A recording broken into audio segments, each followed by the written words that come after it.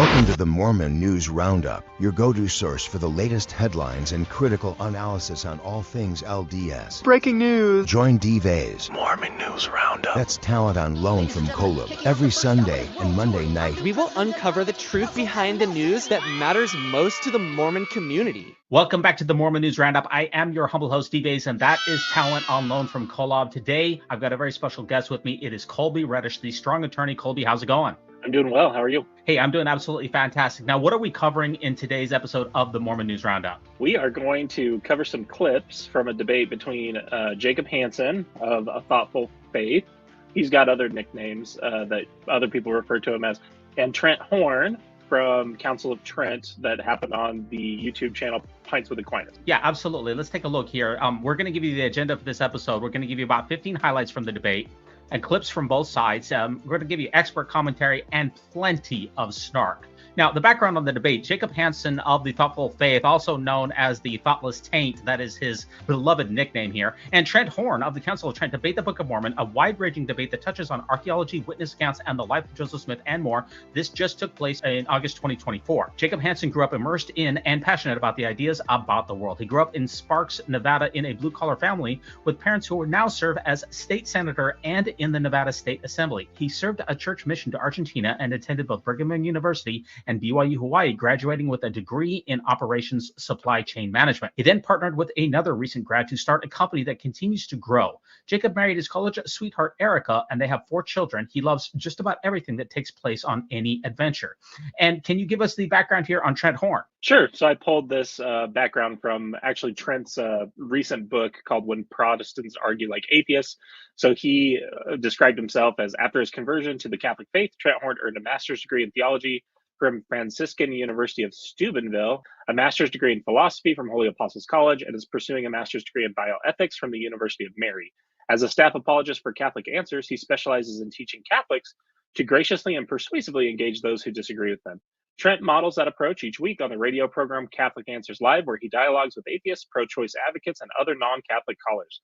Trent is also an adjunct professor of apologetics at Holy Apostles College, and the author of numerous books, including Answering Atheism, The Case for Catholicism, and Why We're Catholic, Our Reasons for Faith, Hope, and Love. This is a very important question to me before we get into the clips here. Kolby, does historicity mean divine authorship? And I really need to know your opinion on this. It's an extremely important point. How does one establish the divine authorship of anything, including a written document or a book? What are your thoughts on that? Well, my first thought is that, Jacob Hansen took the pro side in this debate. The topic of the debate was, is the Book of Mormon divinely inspired? And I did debate in high school and college both. And then I also am a practicing attorney, for those who don't know. And one of the things I was surprised by in this debate is that Jacob Hansen never really provides any definition or any real clear guideline for what he means when he says that the Book of Mormon is divinely inspired.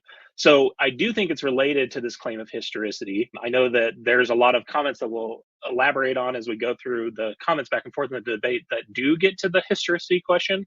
But yeah, that's one of the things that's very interesting is, and we'll, just as a brief spoiler, I guess, we'll highlight that Jacob takes an expansionist theory of the Book of Mormon, is what he says at one point. So it does make it difficult to know exactly what he means by the Book of Mormon being divinely inspired. That's why I said this is a very important point as the opening remark here, is that historicity in and of itself does not establish divine authorship. Obviously, the Bible has many parts of it that we can confirm. There was a Babylonian captivity. The city of Jerusalem actually exists, and we have good evidence of a number of biblical historical figures. That means nothing whatsoever about its divine authenticity. So even if we were to find the land of Zarahemla, that does not mean that the supernatural claims that are in the Book of Mormon itself actually took place. And that's a major thing that he punts on. He doesn't actually establish the criteria whereby someone could establish the divine authenticity of the book. And that's a major problem that both of them really run across. And that's what we're going to find out here. One of the things I was going to say is Jacob, I think by design, attempts to also argue that the book can be divinely inspired without being historically, literally true. And we'll see that as we get through the clips. So he seems to view them as disconnected from each other, the question of historicity versus divine authorship. I really don't know exactly what he means by that. Usually in any structured debate I've seen, or in any type of real credible legal argument that I've been a part of, the person taking the pro side usually defines their terms and provides a definition of what they're arguing for. Jacob didn't do that, which kind of surprises me because he is a pretty skilled debater. I'll give him that unequivocal compliment here. He's pretty skilled at what I view as the theatrics of debate. Yeah, he certainly has the charisma, and he certainly can think quite fast on his feet. I guess the issue here is the fact that Trent Horn is a theist, and he also has divine authorship claims of his holy books, and they just basically have an implicit understanding that certain books can be divinely authored. Whereas if Jacob was debating an atheist, they would have had to define their terms a little bit more carefully. So let's take a look at Jacob's opening clip here. Again, we got about 15 clips. Here's his opening remarks. Now, for most people, the Book of Mormon is kind of a joke. It's a laughable work of religious fiction. But isn't that what many people say about the Bible? Today, I will argue that if you take the Book of Mormon as seriously as you take the Bible, a profound mystery emerges. Not only does the book have a demonstrable positive effect on people, it almost certainly did not come from Joseph Smith when you look at the evidence that most people are not even aware of. Things like 1, archaeological evidence, 2, literary evidence, 3, historical evidence, 4, eyewitness testimony, and 5, the positive effect. Yeah, the 5 is the positive effects of the book. Can you give a brief reaction to basically Jacob's opening philosophy, which he breaks down the 5 areas that he thinks prove that the Book of Mormon is divinely authored? Yeah, it sounds like really his argument then, if I'm understanding it better, and I'm glad we played that clip again, is that if Joseph Smith did not author the Book of Mormon, then it must have been divinely inspired. That seems to be what he's arguing. I think there's a small nuance that I'm going to bring up in the slide deck that actually is, I'm going to peel that apart here just in a little bit. Let me just get to that with my slides here. First of all, he says that Jacob says that most people consider the Book of Mormon to be a laughable work of fiction. First of all, do you believe that that is true? And second of all, why might that be the case if it is? I do mostly consider that to be true. I think there are passages in the Book of Mormon that were very meaningful to me when I was a believer, but I think when you look at the whole of the book, I really think people who talk about the Book of Mormon being one of the greatest books ever written, I know that later Jacob will talk about it being one of the greatest works of American literature, whether it's fiction or not fiction, in his view, doesn't matter. I really believe that the only people who believe that haven't read very many. That if you think the Book of Mormon is super, super deep and has super, super complex characters and a super, super complex narrative, then you haven't read a whole lot. I would agree with Jacob that most people consider it to be I don't know about laughable, but just a work of fiction. You can leave the laughable part out. That's charged language, and that's because it hasn't met its burden of proof in the scientific inquiry in different fields here. And this really brings me back to like the Smithsonian statement on the Book of Mormon, which was put out for many years about the Book of Mormon, which was revised a couple of times and eventually discontinued, which basically said that the Book of Mormon's historicity was not supported by any archaeology, genetics, or any other scientific field. The statement says that the American Indian is a Mongoloid, not from Israel. Present evidence indicates that the migration patterns that the Book of Mormon espouses didn't happen.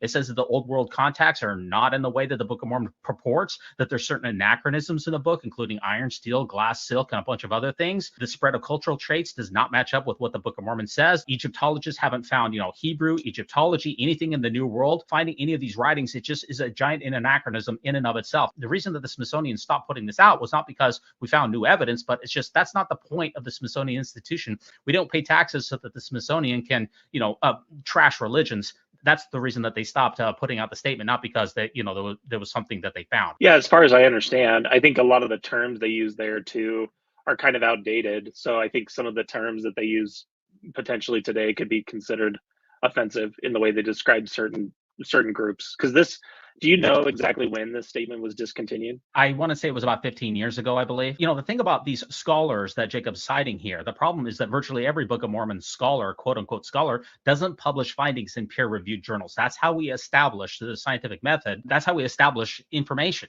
Instead, they are typically paid to write in church-friendly publications such as the Maxwell Institute or BYU Religious Studies publications. If you want to bring the Book of Mormon up to the standards of evidence that are required for people to accept its claims, then you need to publish it in peer-reviewed journals, and that simply does not happen, and that's a major problem here. And of course, we have stones and glass houses problem here. Jacob will continuously point out, as we just saw, that any argument against the Book of Mormon is valid against the Bible and any other religious book for that matter. That's the problem with holy books. They make claims, and criticism against one often applies towards all, and that's a major problem here. When Trent is debating Jacob and throwing stones at the Book of Mormon, the problem is those stones can also hit the Bible, can't they? Yeah, and I'd say, and the flip side is true as well. well, there's a number of times that Jacob is basically pointing to evidential problems with viewing, especially he focuses on the story in the book of Exodus about the Israelite migration out of Egypt.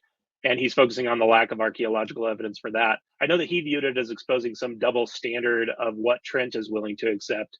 To someone who's just a non-believer in either book, it just seems like you're just chopping at a tree limb that you're also resting on. Because if you believe in the claims of Mormonism, you have to believe in a literal Moses. You have to believe in a literal Exodus out of Egypt, as well as Noah's flood, the Tower of Babel, all of these myths that I view as etiological myths. And that's where, when we look to the Old Testament, I think it's really a mix of real legitimate history, etiological myths, and then propaganda, frankly, of people telling their origin stories and how they fit into the world around them. And so that was the other thing I wanted to mention there, is that Jacob's constantly attacking, evidential support for the Bible to make the Book of Mormon look better. But really, when you think about an overall case for what he believes in, he's actually just made both of them weaker, in my view. Yeah, and that's the thing, is that a Christian or a Catholic or someone else can just say, well, Moses was a myth and I can still worship God. But in Latter-day Saint absolutely cannot do that, because Joseph Smith said that Moses visited him in the Kirtland Temple in, I believe, 1836, is that Joseph Smith was very literal. So without a literal Moses, there is no restoration of the gospel. Trent actually doesn't have that problem. Jacob does, and yet Jacob is throwing stones. There's just a lot of irony in Jacob's arguments here. And this may sound weird coming from a lawyer, but this is one of the reasons that I don't actually favor structured debate formats. And I know that you talked about how Jacob had done a lot of prep with his cousin, is it Luke, that works on Word Radio? Uh-huh. And this is one of the things I don't like about structured debates, is Jacob's arguments that he's advancing against Trent are very specifically calculated to go against Trent. He had a lot of material prepared from past interviews and stuff that Trent had done. It's not really about finding truth. It's about the theatrics of what arguments can I advance and not get called on in that moment. He's very skilled at what he's doing, as is Trent. But that's one of the reasons that I wanted to have this discussion, is I just don't think a lot of the things he says hold up. The basic argument here that Jacob also makes in his opening statement is that people haven't taken the Book of Mormon seriously, and if they had, they would be able to find out that it's true. Has the Book of Mormon been studied enough so that scientists or others can come to a reasonable conclusion as to its purported divine authorship, or shall we say its historicity? Is the Book of Mormon subject to scientific scrutiny, and have people taken it seriously? What do you think? I think lots of people have taken the Book of Mormon pretty seriously. I think the Book of Mormon makes some really, really outrageous claims. One of the things that didn't come up in the debate, and this is, again, just kind of, I wish that instead of debating a Catholic, Jacob would debate a legitimate ex-Mormon who knows more, or knows as much or more about this stuff than he does. So many of his claims are just immediately problematic, really geared to what Trent doesn't know about the Book of Mormon and its claims. So, for example, the Book of Ether makes very specific claims about very specific numbers of people that died in the Americas.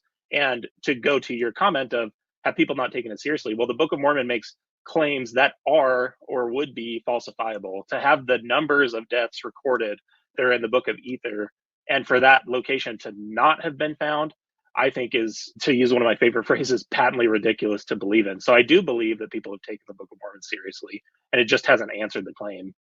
Yeah, the only way to explain away the Book of Ether's numbers, where it says that 2 million Jaredites died, plus women and children, this would be approximately 5 million people, and the logistics that would be needed to support that kind of an army operation, it would be the largest land battle ever fought on this earth. That you have to jump through a lot of gymnastics and claim that the brother of Jared was, have a lot of hyperbole, and that's a major issue with a lot of things in the Book of Mormon. And this is a really important point here, which is going back to what you said earlier about Jacob, and I said I would talk about it in the slides. We have a major flawed reasoning out of the gate here by Jacob. He says that the Book of Mormon, quote, almost certainly, end quote, didn't come from Joseph Smith. That's an explicit admission that Joseph Smith may be its author, which puts its divine authenticity in serious doubt. I want to hammer this home. This is a major point. This is no small point. Jacob admits that it's possible that Joseph wrote the Book of Mormon with apparently unaided, without any divine intervention. That's the most logical and natural explanation of its origin, which Jacob does not rule out. Now, he's fundamentally gotten off, in my opinion, to the wrong foot. He needs to be arguing, in my opinion, that it's absolutely impossible for Joseph Smith to have written the book without divine guidance, but that's not his argument. I see that as an absolutely fundamental misstep. Yeah, I completely agree. And I think that's what I kind of wanted to conclude talking about this section on, is that I think it's a clear shift of the burden of proof, that when Jacob says that he doesn't think people have taken the Book of Mormon seriously enough. What he really means is that people need to disprove the Book of Mormon. They need to come up with an explanation. It's like the same shtick that Brian Hales has been writing for a while, that if you don't believe in the Book of Mormon, you need to come up with some explanation for how Joseph Smith did it. And Jacob really leans into that in his closing of his opening argument. He will hammer this point home a number of times, which we will point out. The shifting of the burden of proof here is absolutely incessant by Jacob.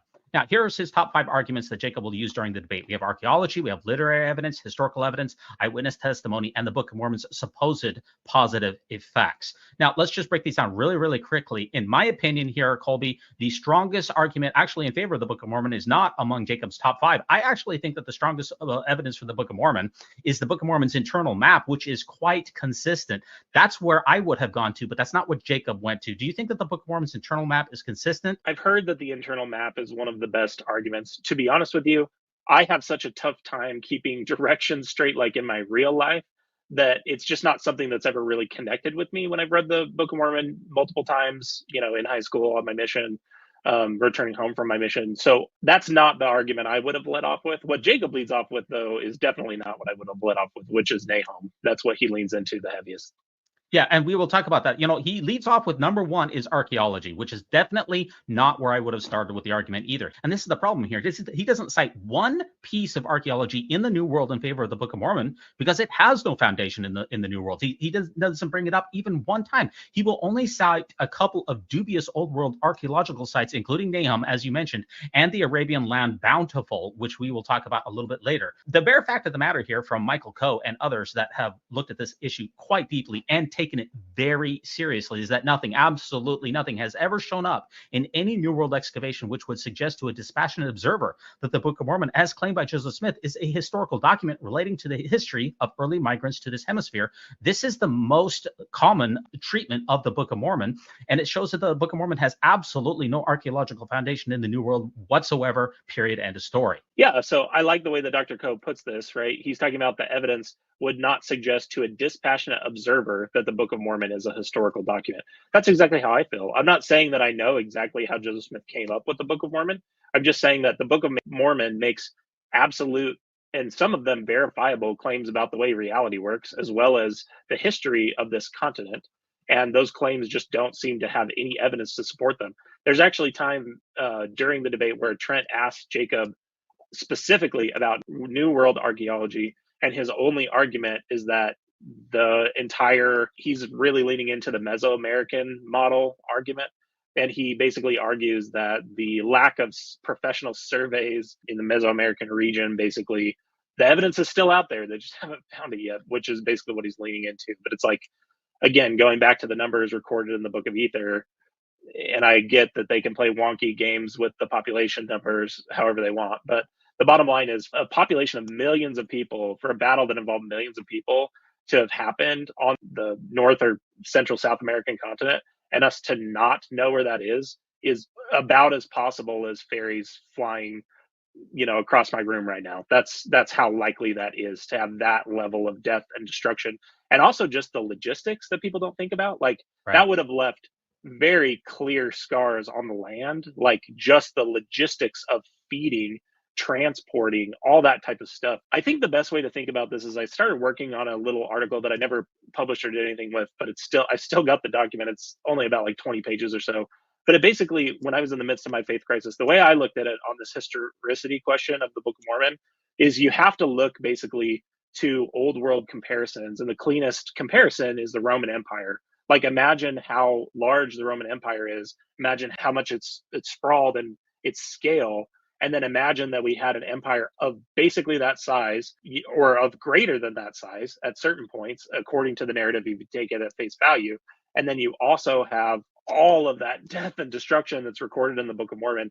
And there's just zero New World archaeological evidence that supports that. Jacob's right in the technical sense that absence of evidence isn't necessarily evidence of absence. But at that point, you're looking at a probabilistic case of how likely is it that there could be a civilization of that size, of that scope, of that technological level that we haven't found yet. I truly just don't think it's possible, except in the very, very technical, most remote sense. You really have to explain away a lot, because not only we have millions in the book of Jared, maybe 5 million people who died in the final battle, but we also have hundreds of thousands in the book of Moroni that also died. You have to explain all this away, and you have to use a lot of mental gymnastics, in my opinion, to accomplish that. Now, as far as literary evidence is concerned, the fundamental problem with the Book of Mormon is that the world has never, ever seen a book that remotely parallels the Book of Mormon. There's nothing comparable. People don't engrave books of this size, hundreds of thousands of words, including the sealed portion, onto metal plates. It is extremely hard to do. And they just don't write histories on metal plates. There are some small metal plates out there, but they're usually for ceremonial purposes, and they never record significant histories of any kind. And of course, there's been no discovery in the New World of writing systems that are similar to Hebrew or Egyptian at all. The only civilization in the New World with a writing system is the Maya, and their writing system simply does not have the sophistication necessary for the complex literary structures that Jacob is going to posit later in the episode, including chiasmus and Hebraisms. As John Lundwall has pointed out, the Book of Mormon itself is a giant anachronism, not just what is inside of its pages. I'm actually working on a presentation myself on the literary element here that you're talking about. The Book of Mormon makes very specific claims about why it was written, the language it was written in, and the character density or the information density of Reformed Egyptian compared to Hebrew. And I guess what I'll say for now is I completely agree with John Lundwall based on everything I've looked at. The bottom line is that Joseph Smith seemed to believe, and we know this when we look at the Kirtland Egyptian papers, specifically the grammar and alphabet of the Egyptian language, which bears Joseph Smith's handwriting on several different pages of it. One of the things that we know is that Joseph Smith believed that Egyptian or forms of Egyptian could translate like a single character or a pair of characters to entire paragraphs of text. You can see that if you go to the Joseph Smith papers and you look at his work on the Book of Abraham translation documents. As far as I'm aware, there's no form of Egyptian that even gets close to allowing that level of information to be conveyed in a character or two. And so that's where, when you really start to think about the logistics behind believing the Book of Mormon narrative, I just don't think it's possible, except again in only the very technical, most remote sense. The amount of characters that you would need per plate would be absolutely extraordinary. The plates would have to be incredibly thin. It's just the logistics of it are virtually impossible. And the historical evidence, which is the third point here, the problem is that we can't identify any of the peoples in the Book of Mormon definitively. We can't identify Lamanites, Nephites, Jaredites, anti-Nephi Lehites, any of these people definitively with any culture or civilization in the New World. That means it has no historical or foundation at all. And of course, DNA has definitively refuted the idea that any current tribe or people in, Native American peoples are the primary descendants as Israeli people. People in the Americas came from the Near East, typically from the Mongolia type era. They came across the land bridge about 30,000 years ago. They generally or almost exclusively did not sail on transoceanic vessels around 600 BC or transoceanic submarines in 2000 BC to come to the New World. The historical evidence here is incredibly slim. That's a major problem here. We got to keep going. Eyewitnesses. Let me ask you, Kolby, do we have any eyewitnesses to any of the people themselves mentioned in the Book of Mormon? Do we have eyewitnesses of the people who engraved these plates? Nope. Do we have any actual eyewitnesses testimony at all? Do we have eyewitness testimony of the people who engraved anything? Do we know that Nephi wrote Nephi? Nope. No, we don't have that. Do we have eyewitness testimony of Jesus' supposed visit to the land bountiful in the New World? Aside from the Testaments movie, no. So what we have here are purported eyewitness accounts, but there's absolutely no way to confirm that the individuals who were listed in the Book of Mormon are the actual eyewitnesses to the events contained in its pages, nor that they themselves actually penned the testimonies ascribed to them. At least the Bible, we have a pretty good confidence for instance, the epistles of Paul. We know that he wrote about 7 of the epistles. The other 6 are of dubious authenticity. We can pretty much say definitively that Paul wrote some of those things. There's not one book in the Book of Mormon, not Omni, not Ether, not Jerem, not anybody in the Book of Mormon that we can confirm that they actually penned what is in the pages. This is a major problem with the Book of Mormon. It has so many problems. You mentioned Dr. John Lundwall, and I'll just be very brief on this. That's where I'd recommend people go listen to the series that he's done on the Mormonish podcast with Rebecca, Biblioteca, and Landon Brophy. They've done like 5 or 6 different interviews on this, and it really drove home to me the point that the language used in the Book of Mormon, because we do supposedly have records of these eyewitnesses that are claiming, I'm Mormon or I'm Moroni or I'm Nephi.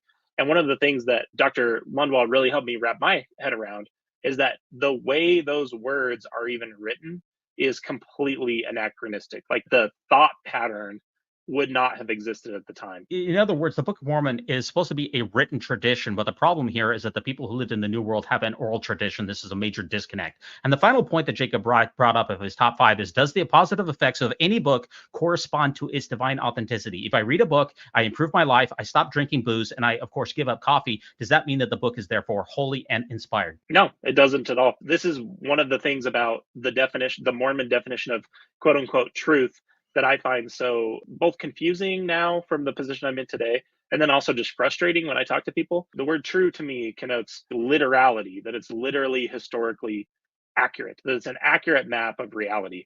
And this argument of, by their fruits you shall know them, that's basically what they're trying to do. And actually, both Jacob and Trent, to be fair to Jacob, they both advance this type of argument. And to me, that's a completely different question. That's the question of how meaningful has the book been? How has it helped shape people's lives? How has it even helped at a general level shape society in some way? Because it's just a fact that the Bible has shaped society more than any other book in the course of human history. That doesn't necessarily make it good, nor does it make the Bible responsible for every good thing and every bad thing that comes out of the Bible. Okay, let's take a look at a second statement here by Jacob, which is where he talks more about Book of Mormon archaeology, and he also talks about everyone's favorite site in the Old World, the Nahum. If Trent wants to say it's reasonable for a person to believe in the Bible, I will say that this evidence makes it reasonable to believe in the divine inspiration behind the Book of Mormon. So let's start with archaeology. The Book of Mormon begins by describing Lehi's family's journey and claims that they come to a place in southwest Arabia that was called Nahum. They buried Ishmael there, and they said that the trail turned east. And it just so happens that in the 1990s, the German Archaeological Institute discovered a place called Nahum in southwest Arabia, right where the ancient frankincense trail turns east. It also was a place of burials, and astoundingly, it even had a grave with the name Ishmael on it that dated to the 6th century BC.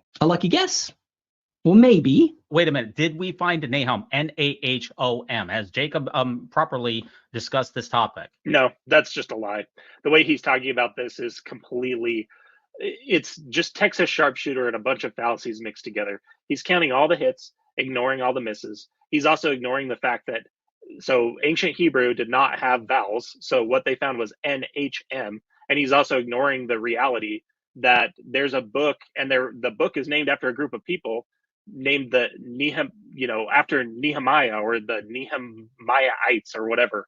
And he's just ignoring so many things to claim that this stands for Nahum. And also that they found someone buried there named Ishmael, like one of the names that's recurringly used throughout the Book of Mormon and the Bible. Like, wow, that's like finding a gravesite with someone with some name that's just completely, it's just such a weird argument. I guess one of the things I'd highlight on this Nahum thing, and maybe you're going to go there, so forgive me if I'm stealing your thunder, but when you actually look at the claims in the Book of Mormon, and then you actually look at it up close, when you're not thinking like an apologist that needs to make this a hit, it really isn't one at all when I've looked at it under closer inspection. First of all, NHM, which is the grave site that was supposedly discovered here, does not necessarily mean Nahum, because the lack of vowels in the Hebrew alphabet, you could fill that in with Nuhum and Ehum. It's not an absolute bullseye. There's no doubt about it. These three consonants are quite common.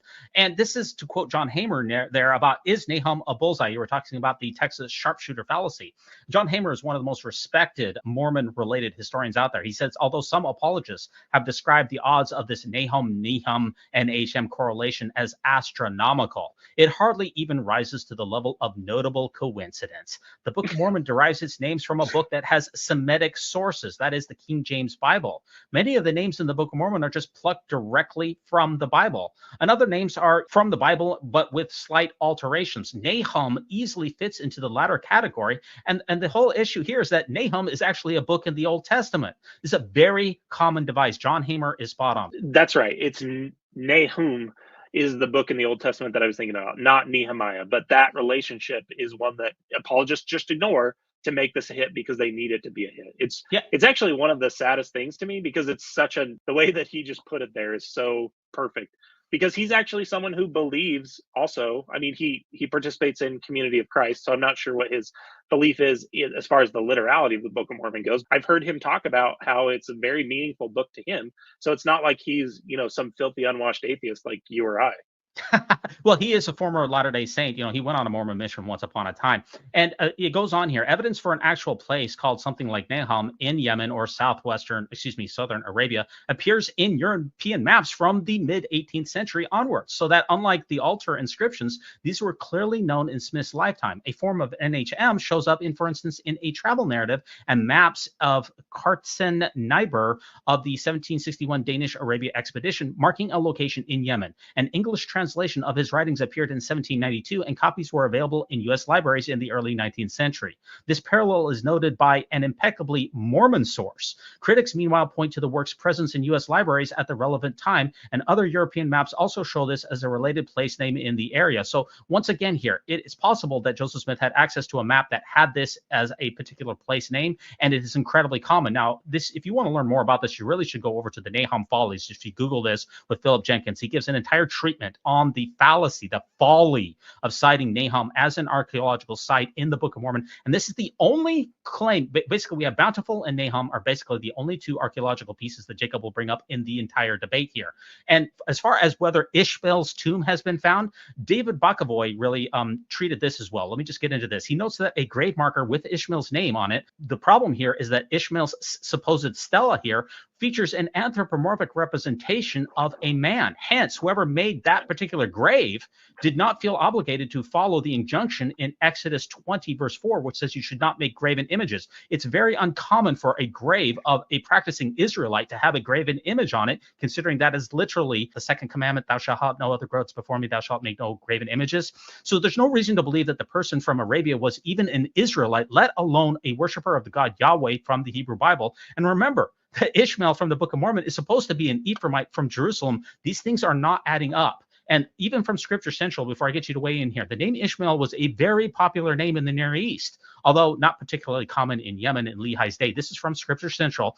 And both the infamous stela that we just saw and the Book of Mormon lack sufficient identifying information to make a strong correlation. Kolby, if Scripture Central won't have this as a bullseye, then there's no way Jacob Hansen can chalk it up as a victory. Yeah, I completely agree. And this was his first argument right out the gate. And I remember I was listening to the debate live, and I remember thinking like, oh my gosh, we're going to Nahum again? Like that's where we're going to go to? I guess it's the best you can do. Jacob will point to stuff like this, like that's really implicit links to the old world and to the supposed like Hebrew ancient roots of the Book of Mormon. But one of the things that anyone who's read the Book of Mormon can tell you is like the Book of Mormon has no record of, it talks about the law of Moses kind of generally, but it doesn't have any of the ancient Hebrew practices built into it. It doesn't talk about the effect that the law of Moses has on people's lives. It doesn't talk about very important rituals and feast days that supposedly they probably would have carried over with them. It reads exactly like a 19th century Protestant Christian would think that ancient Jews worked, not the way that ancient Jews actually worked. With a small caveat of perhaps in the first book of Nephi, there are some things that you can try to read into the text and try to look through the tea leaves, but you really have to force them in there in first Nephi. Once they get to the New World, there's absolutely there's no law of Moses, there's no sacrificial practices, there's no Levitical priesthood, there's nothing that you would expect from people who deeply believed in the law of Moses. That's a problem, and it really betrays the fact that it appears that Joseph Smith was not very familiar with the law of Moses. That's why it does not appear in the Book of Mormon. Now, as far as Lehi's trail going out of Jerusalem, going down to the Valley of Lemuel, going across the land bountiful, I would refer Jacob or anyone else here to Dan Vogel's recent video where he shows numerous inconsistencies in Lehi's exit, specifically with regards to the distances traveled and the chronology of the days here. The Valley of Lemuel and the River Laman, which are specified in the Book of Mormon, Dan Vogel in this video points out that those are incredibly unlikely based upon how much terrain that a person can possibly cover in a day's time frame, even if we presume that there are camels that the caravan is using, which are not mentioned in the Book of Mormon. If you think that this is a bullseye going along the spice trail, you need to grapple with that, what Dan Vogel has put out in this video. And let's also not forget this last point here, which Jacob refuses to tackle, and that's John Larson versus Nephi. Let's not forget that Mormon Expressions episode number 276, How to Build a Transoceanic Vessel, where he absolutely obliterates the idea that Nephi's small, ignorant Bedouin party had the knowledge, skills, and materials and ability to build the transoceanic vessel that would be needed to be on the sea for an entire year. He absolutely decimates it. This is the only piece of supposed archaeology that Jacob can point to, is Nahum, which we've debunked, Ishmael's grave, which we've debunked, the entire trail here, and the transoceanic vessel. I don't think that the archaeological evidence here is very good. Oh, I completely agree. And I love that you referenced that John Larson episode. It's one of my all-time favorites. It's not only a lot of really good information where he, again, talks about the technology, he talks about the logistics. The logistics are really what do the Book of Mormon in as far as from a historical literality perspective. But it's also just hilarious. Like John Larson, that's like peak John Larson to me. Great episode. Yeah, and let's go ahead and be charitable here, because I would use the term Christian, but let's go with charitable instead. The Book of Mormon gives us, I don't know, about 86 place names and places. Zarahemla, the land bountiful, desolation, the land northward, the land southward. Even if we grant Jacob, we'll give, let's just say we're going to give him Shazar, we'll give him Nahum, and we'll give him the land bountiful. That's maybe 2. That's 2 out of 86. Look, this is supposed to be faith-promoting evidence here, is that you found supposedly 2 out of 86. Kolby, call me unimpressed. And this is the issue here, which I alluded to earlier. What if we were to find the land Zarahemla? Let's say that we uncover that tomorrow in some jungle in Mesoamerica. Let's not forget that also we have found the city of New York. But does that mean that Spider-Man has supernatural powers? Does it, Kolby? No. No, it doesn't. We found the country of England, but that does not mean that Harry Potter is the one boy and that Lord Voldemort is the evil lord of the universe. And we've also found Mount Olympus, which is in Greece, that tells us nothing about whether Thor was the son of Odin. So this is the important point here. Even if we found Nahum, even if we found Zarahemla, even if we found all of this stuff, it's the same problem that the Bible has. We know that Jerusalem exists. We know where Samaria is. We know where Bethlehem is. That doesn't tell us anything about the purported supernatural events inside. So Jacob is arguing for these hits, which are not hits. He's only got 2 out of 86 of the place names. And even if we grant him not just those 2, but all 86, it still tells us nothing about the supernatural events contained in its pages. This is just an absolutely atrocious argument. And that's why David Hume, a lot of people take Carl Sagan's kind of restatement of this, that extraordinary claims require extraordinary evidence. But even though I'm a huge fan of Carl Sagan, I actually like David Hume's spin on it better, which is just that a wise man apportions his belief to the evidence. It's not a simple binary of do you believe or do you not believe this? It's also based on the confidence in which you hold that evidence. And I agree with you. When I look at the evidence that Jacob presented on the archaeological case, there's just, except for ignoring so many misses to select a few hits, it's just not convincing to me at all. Spectacular claims require spectacular evidence, and what we have so far in this debate is absolutely unspectacular by any stretch of the imagination. Jacob comes up short in the entire debate in the archaeological realm, and he should never have led with this to begin with. So he's led off 2 times already bad. Number one, he says it's possible that Joseph Smith could have written the Book of Mormon. That's a major faux pas. You should have said it was absolutely impossible, and that Joseph Smith was an ignorant farm boy who was incapable of writing the Book of Mormon, but he says that it's possible. Well, okay, fine. If it's possible, that's the most logical explanation. Number 2, he's talked about archaeology, and he's come up absolutely short about that. Even if we grant everything that Jacob argues about in Lehi, in the desert, and the world of the Jaredites, does nothing to establish the divinity of the Book of Mormon. His theory is that a 23-year-old farm laborer with a 3rd grade education was not only able to come up with real undiscovered locations in the Near East, but that he was also able to write a 500-page book in a little over 2 months in a single draft. How remarkable is this? Well, have you ever written an 8-page single-spaced essay in a single draft? Try doing that every single day for the next 3 months. Studies show that genius authors like J.K. Rowling and Stephen King produce about 200 to 400 words a day. Joseph was able to produce an astounding 4,000 words per day. And in a single draft, he produced one of the most influential religious texts of all time. Now, of course, what he wants to do is to compress the time frame of the Book of Mormon here down to only the 2.5 months, where after the lost pages were done, and say that the rest of the Book of Mormon took place in this time frame. He fails to account that Joseph Smith could have been working on the ideas that were percolating in his mind for decades prior to this, as we know, as you're going to bring up later with Lucy Mack Smith's Remembrances, where Joseph Smith would tell tall tales all the time about the ancient people in the Americas. It's really a cherry picking of the chronology here. This is basically just like warmed over Hugh Nibley, like Hugh Nibley's challenge. He makes it a little bit more explicit in his closing. But yeah, I completely agree. They have to compress the timeline. They have to make Joseph Smith seem as dumb as possible. Jacob at one point actually says Joseph Smith was a bit of a doofus, which I thought was hilarious. That's what they have to do, right? They have to make the Book of Mormon the most impressive book that's ever been written. And then they have to make the author, the human side of the author, so stupid to make the book look that much more impressive. It's literally a God of the gaps argument. They're creating this gap that then divine authorship of the Book of Mormon is intended to fill. The one last thought I had about this particular piece is I would recommend that people go watch Dan Vogel's interviews, both on Mormon Stories and then on his own YouTube channel, where he talks about kind of like his theory about how the Book of Mormon was authored. And I'd also point people to William Davis's Visions in a Seer Stone, where he talks about the difference between oral composition and writing. I also thought it was hilarious that Jacob's first example of a genius author was J.K. Rowling. I'm completely unsurprised that that was the first person he pulled out of his mind. I love Harry Potter as much as anyone else. My kids and I enjoyed going to Harry Potter World a few years ago and loved every minute of it. But the fact that I love the world doesn't mean she's like some genius writer with super complex narratives. There's plot holes all over those series. My point is just how popular a narrative is doesn't matter. And there's a huge difference between sitting down and writing and composing something and oral dictation that's recorded by scribes. I think one reason that he cites J.K. Rowling, for my opinion, is that fact that J.K. Rowling has gotten a lot of hot water for her anti-trans rhetoric, and Jacob has a lot of anti-trans rhetoric as well. So he feels a solidarity with J.K. Rowling. And this is very important here, is that he wants to shift the burden of proof here and require Trent to explain how the Book of Mormon was written. That's not how this works. It's incumbent upon Jacob, or anyone else for that matter, who props up a holy book, to provide good evidence for the supposed divine authorship. Even if Trent has no explanation whatsoever for how this book came to be, it is never reasonable to appeal to magic. Even if no one can explain the Book of Mormon, which of course we can, it still is not reasonable then to appeal to magic, because as we all know, magic isn't real. I want to talk about this mysterious package analogy, which goes along with this, which I've heard of from Matt Dillahunty or some other people.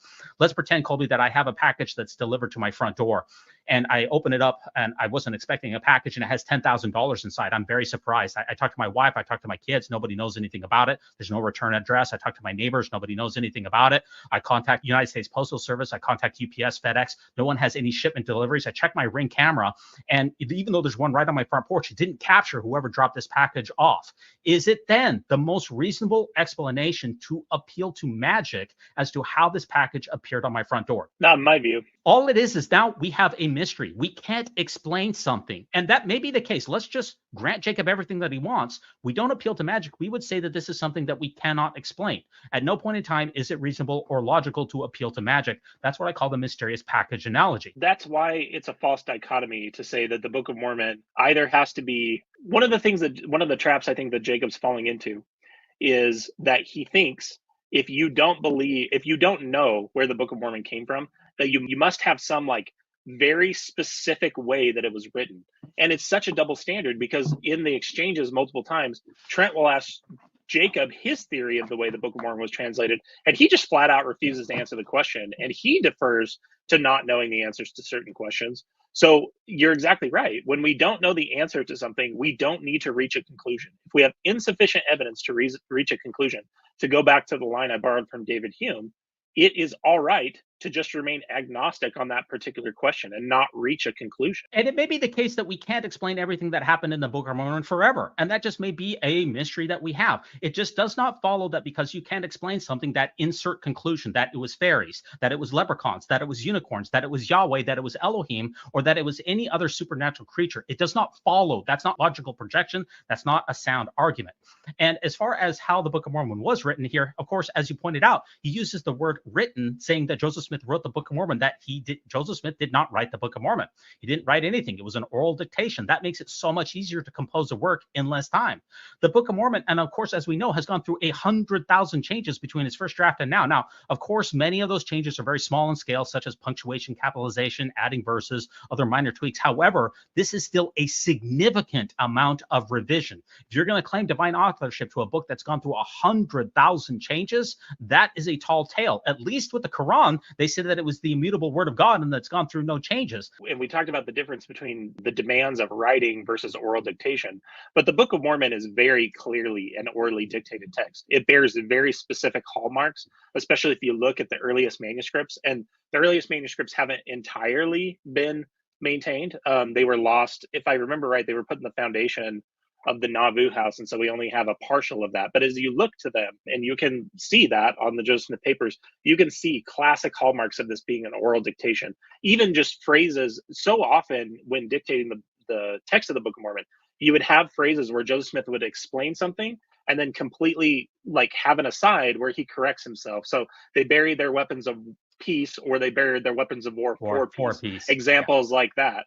That is a hallmark of an oral dictation. If you think about that as actually writing, particularly when you're thinking about engraving on metal, it just becomes patently ridiculous to think that Moroni or Mormon is going to record in that manner of speaking. That is a very clearly what we see in an orally dictated text, is that type of digression, asides, appositives, and then didographs. So that's another thing I'd point people to in Dan Vogel's video series, which is the repeating of words that you can see through the manuscripts. Yeah, absolutely. There's been so many changes. Most of Joseph Smith's early 19th century folksy language has been removed. Like they were going places. That's been removed to they are going places. Certain doctrinal shifts that have taken place, including making the theology less Trinitarian, or you might even say less modalist, and many anachronisms, including like the puzzling resurrection of King Mosiah, which just magically appeared back alive in one, that has been rectified as well. So the first edition of the Book of Mormon, if you examine that,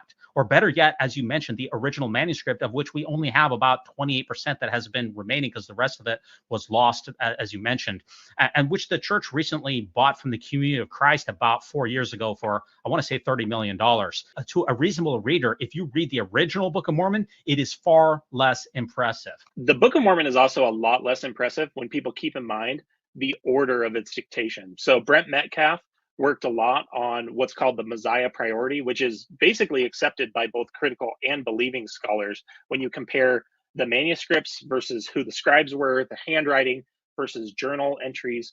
The bottom line is that when Joseph Smith dictated the first 116 pages and lost it, he didn't start over again at First Nephi. He kept going with the narrative in Mosiah. And so the book of Mosiah, at least as far as Brent Metcalf has been able to determine, and as far as I understand, basically everyone who studies the Book of Mormon from the believing or non-believing perspective accepts this Mosiah priority theory.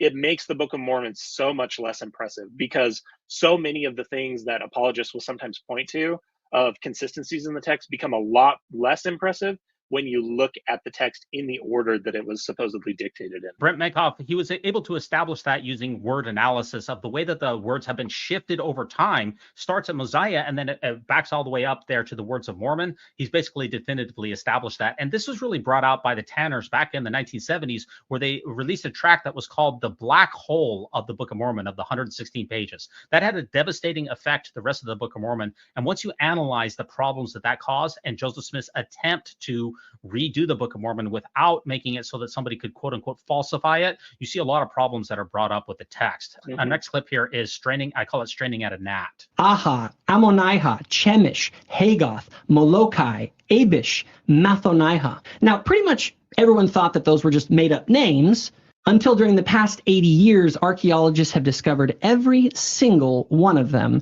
in various ancient Hebrew texts. Trent is going to need to explain how Joseph, during his stream of consciousness dictation process, was able to make up over a dozen undiscovered ancient Hebrew names. Well, once again, we're back to the shifting of the burden of proof here. Trent has to explain everything. Jacob never wants to explain anything. He wants Trent to explain everything for him. It's a constant shifting of the burden of proof. I don't know if Jacob considers himself to be an apologist, but for simplicity's sake, I will refer to him as such. And what apologists like Jacob, Taper Dan, and Hugh Nibley like to do, as you mentioned with the Hugh Nibley Book of Mormon Challenge, is to scour the ancient Near East across 3 millennia to find any possible proper name contained in the Book of Mormon, whether it's Arabic, Hebrew, Egyptian, Mesopotamian, whatever, and then say, look, Here's a name that's in common with a 300 CE name in the Book of Mormon. How could Joseph Smith have known? It is absolutely cherry picking these particular names. And it's a flawed methodology. It's completely irrelevant whether someone finds the name Abish, which is a woman in the Book of Mormon, one of only 6 named women, in some ancient document somewhere in Palestine. The only thing that matters is finding the name Abish in the New World. And guess what? No one else has. Why does Jacob keep going back to the Old World for all of his arguments instead of remaining in the New World, which is where 95% of the Book of Mormon takes place? One way I've thought about this is the Book of Mormon is written, and it purports to be written, incorporating different parts of the biblical narrative. And so that part of the biblical narrative is obviously going to have Hebrew influences. And so I think Jacob ignores that explanation of the Book of Mormon building on the narrative from the Old Testament in particular, as well as the New Testament, which is mind-boggling before it. But it builds on this Old Testament narrative and Old Testament writing styles that did have those legitimate Hebrew influences. And so when apologists point to stuff like that, to me, it's like entirely not that big of a deal. It's like if I wrote a fan fiction version of Harry Potter and the Chamber of Secrets, the second book, and then focused on all the similarities and consistencies between the first Harry Potter and my fanfic version. Of course, they're going to be similar. It was written as a response to the other. It's so weird to me that apologists don't see how simple that explanation is. Problem here is that he's talking about Old Testament names. And the biggest problem here is that we have New Testament names that appear in the Book of Mormon. For instance, the Greek word Timothy, that's one of Jesus' disciples as recorded in 3rd Nephi in the New World. Okay, fine. I will grant you, Jacob, the bullseye of when you find the word Timothy engraved on a stela around the time of the Book of Mormon, around the time of Jesus' death in the New World, or better yet, just find the word Zarahemla anywhere in this hemisphere prior to Columbus. That's when you get the bullseye, not when you find Abish in an old document. Even the word Christ is such a great example. Like the word Christ is Greek for anointed one, correct? And so that word wouldn't have meant anything to the Book of Mormon peoples who had no relationship with the Greeks. I call this paging Abish. Not only have we not found Abish in the New World, we haven't found any of the other roughly 200 proper names in the Book of Mormon in the New World either. That's none, zero, nada. He keeps going back to the Near East. But the problem here is that the Book of Mormon is most of it is supposed to take place in the New World. How come we're not talking about that? And there's obviously the reason is because there's nothing to talk about. That's the problem here. I call this how Joseph Smith could have known.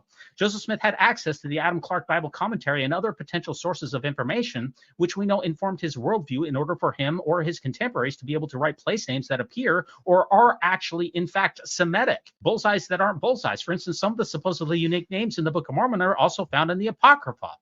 And once again, even if we grant Jacob's premise here, Kolby, it's not at all impressive. A few names have been found among the 250 Book of Mormon names that are names and proper nouns, and none of them in the New World. This is not a bullseye. This is not impressive to me at all, nor should it be impressive to any other reasonable person. Particularly for the claim that we're talking about, right?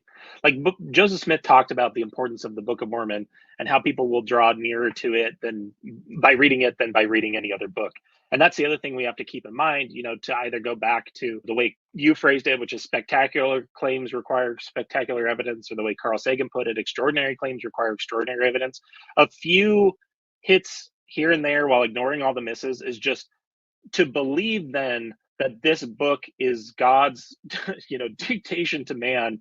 Why in the world would God want us to believe on such scant and easily manipulatable evidence? I just don't believe that. You got to explain. This is what Jacob always do. You got to explain this. He tries to shift the burden of proof constantly, asking him to explain certain things in the book. Otherwise, it is quote unquote true. Even if Trent or anyone else for that matter can't explain something that is in the Book of Mormon, it is not therefore reasonable to suppose magic. It does not follow that if Trent or anyone else can't explain how a certain passage came to be written, that means that the Book of Mormon is of ancient origin. That's just not how sound arguments are constructed. That's an argument from ignorance, meaning, well, if you can't explain it, then it's unexplainable, therefore magic. That's a well-known logical fallacy. Now, moving on, the Catholic Answers website says that chiasmus is an ancient Hebrew literary form that lists items in one order and then poetically repeats them back in reverse order. For example, he that finds his life shall lose it, and he that loses his life shall find it is a simple 2-item chiasm. Now, remarkably, in 1967, textual scholars discovered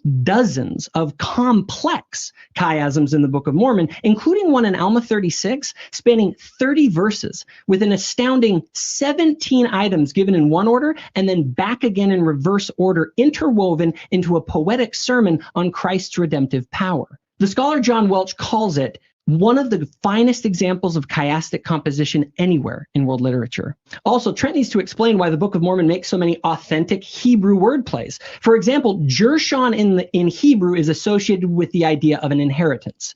And it just so happens that Jershon is the name given to the, quote, land of inheritance for the refugee people of Ammon. So we're going back to chiasm in the Book of Mormon. I thought that had been debunked a long time ago, but he's bringing that up as a supposed evidence.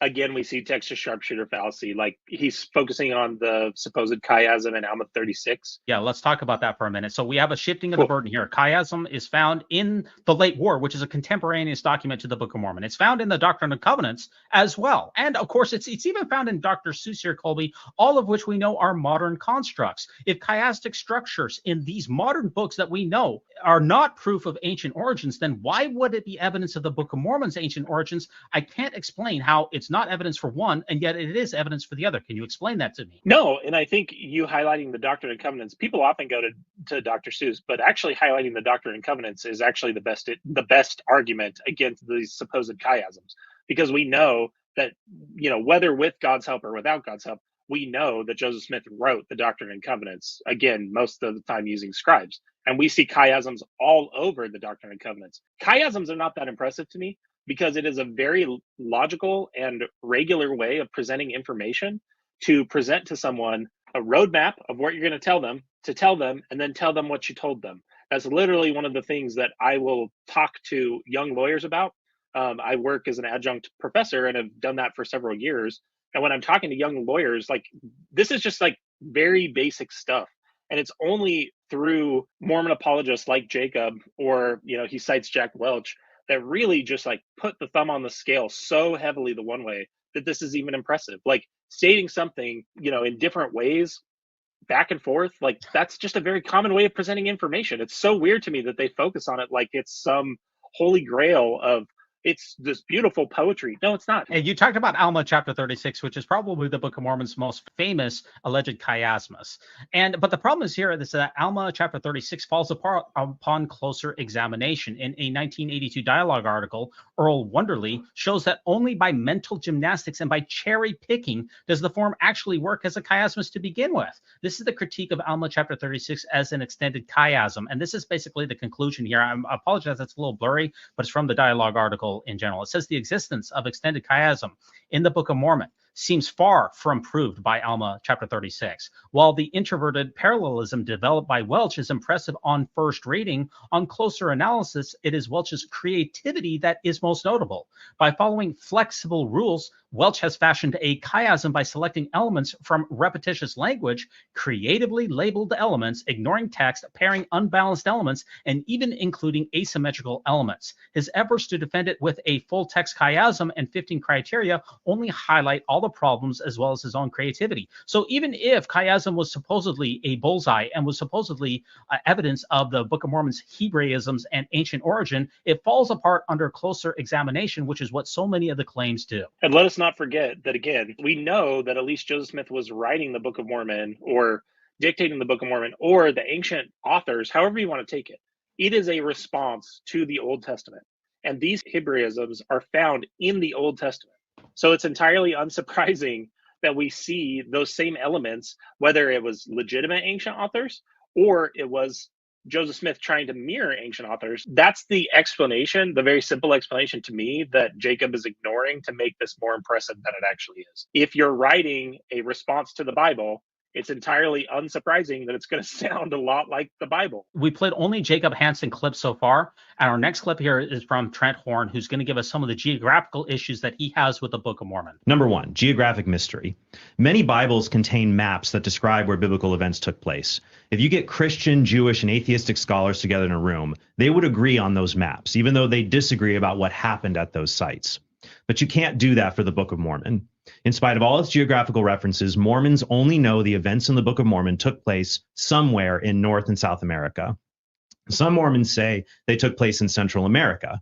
Others say as far away as the Great Lakes or the American heartland. That would be like Christians disagreeing on whether Jesus was crucified in Judea or England. And the silence in the archaeological record is deafening. For example, one of the largest cities in ancient America, Cahokia, had about 20,000 people spread out over 100 earthwork settlements.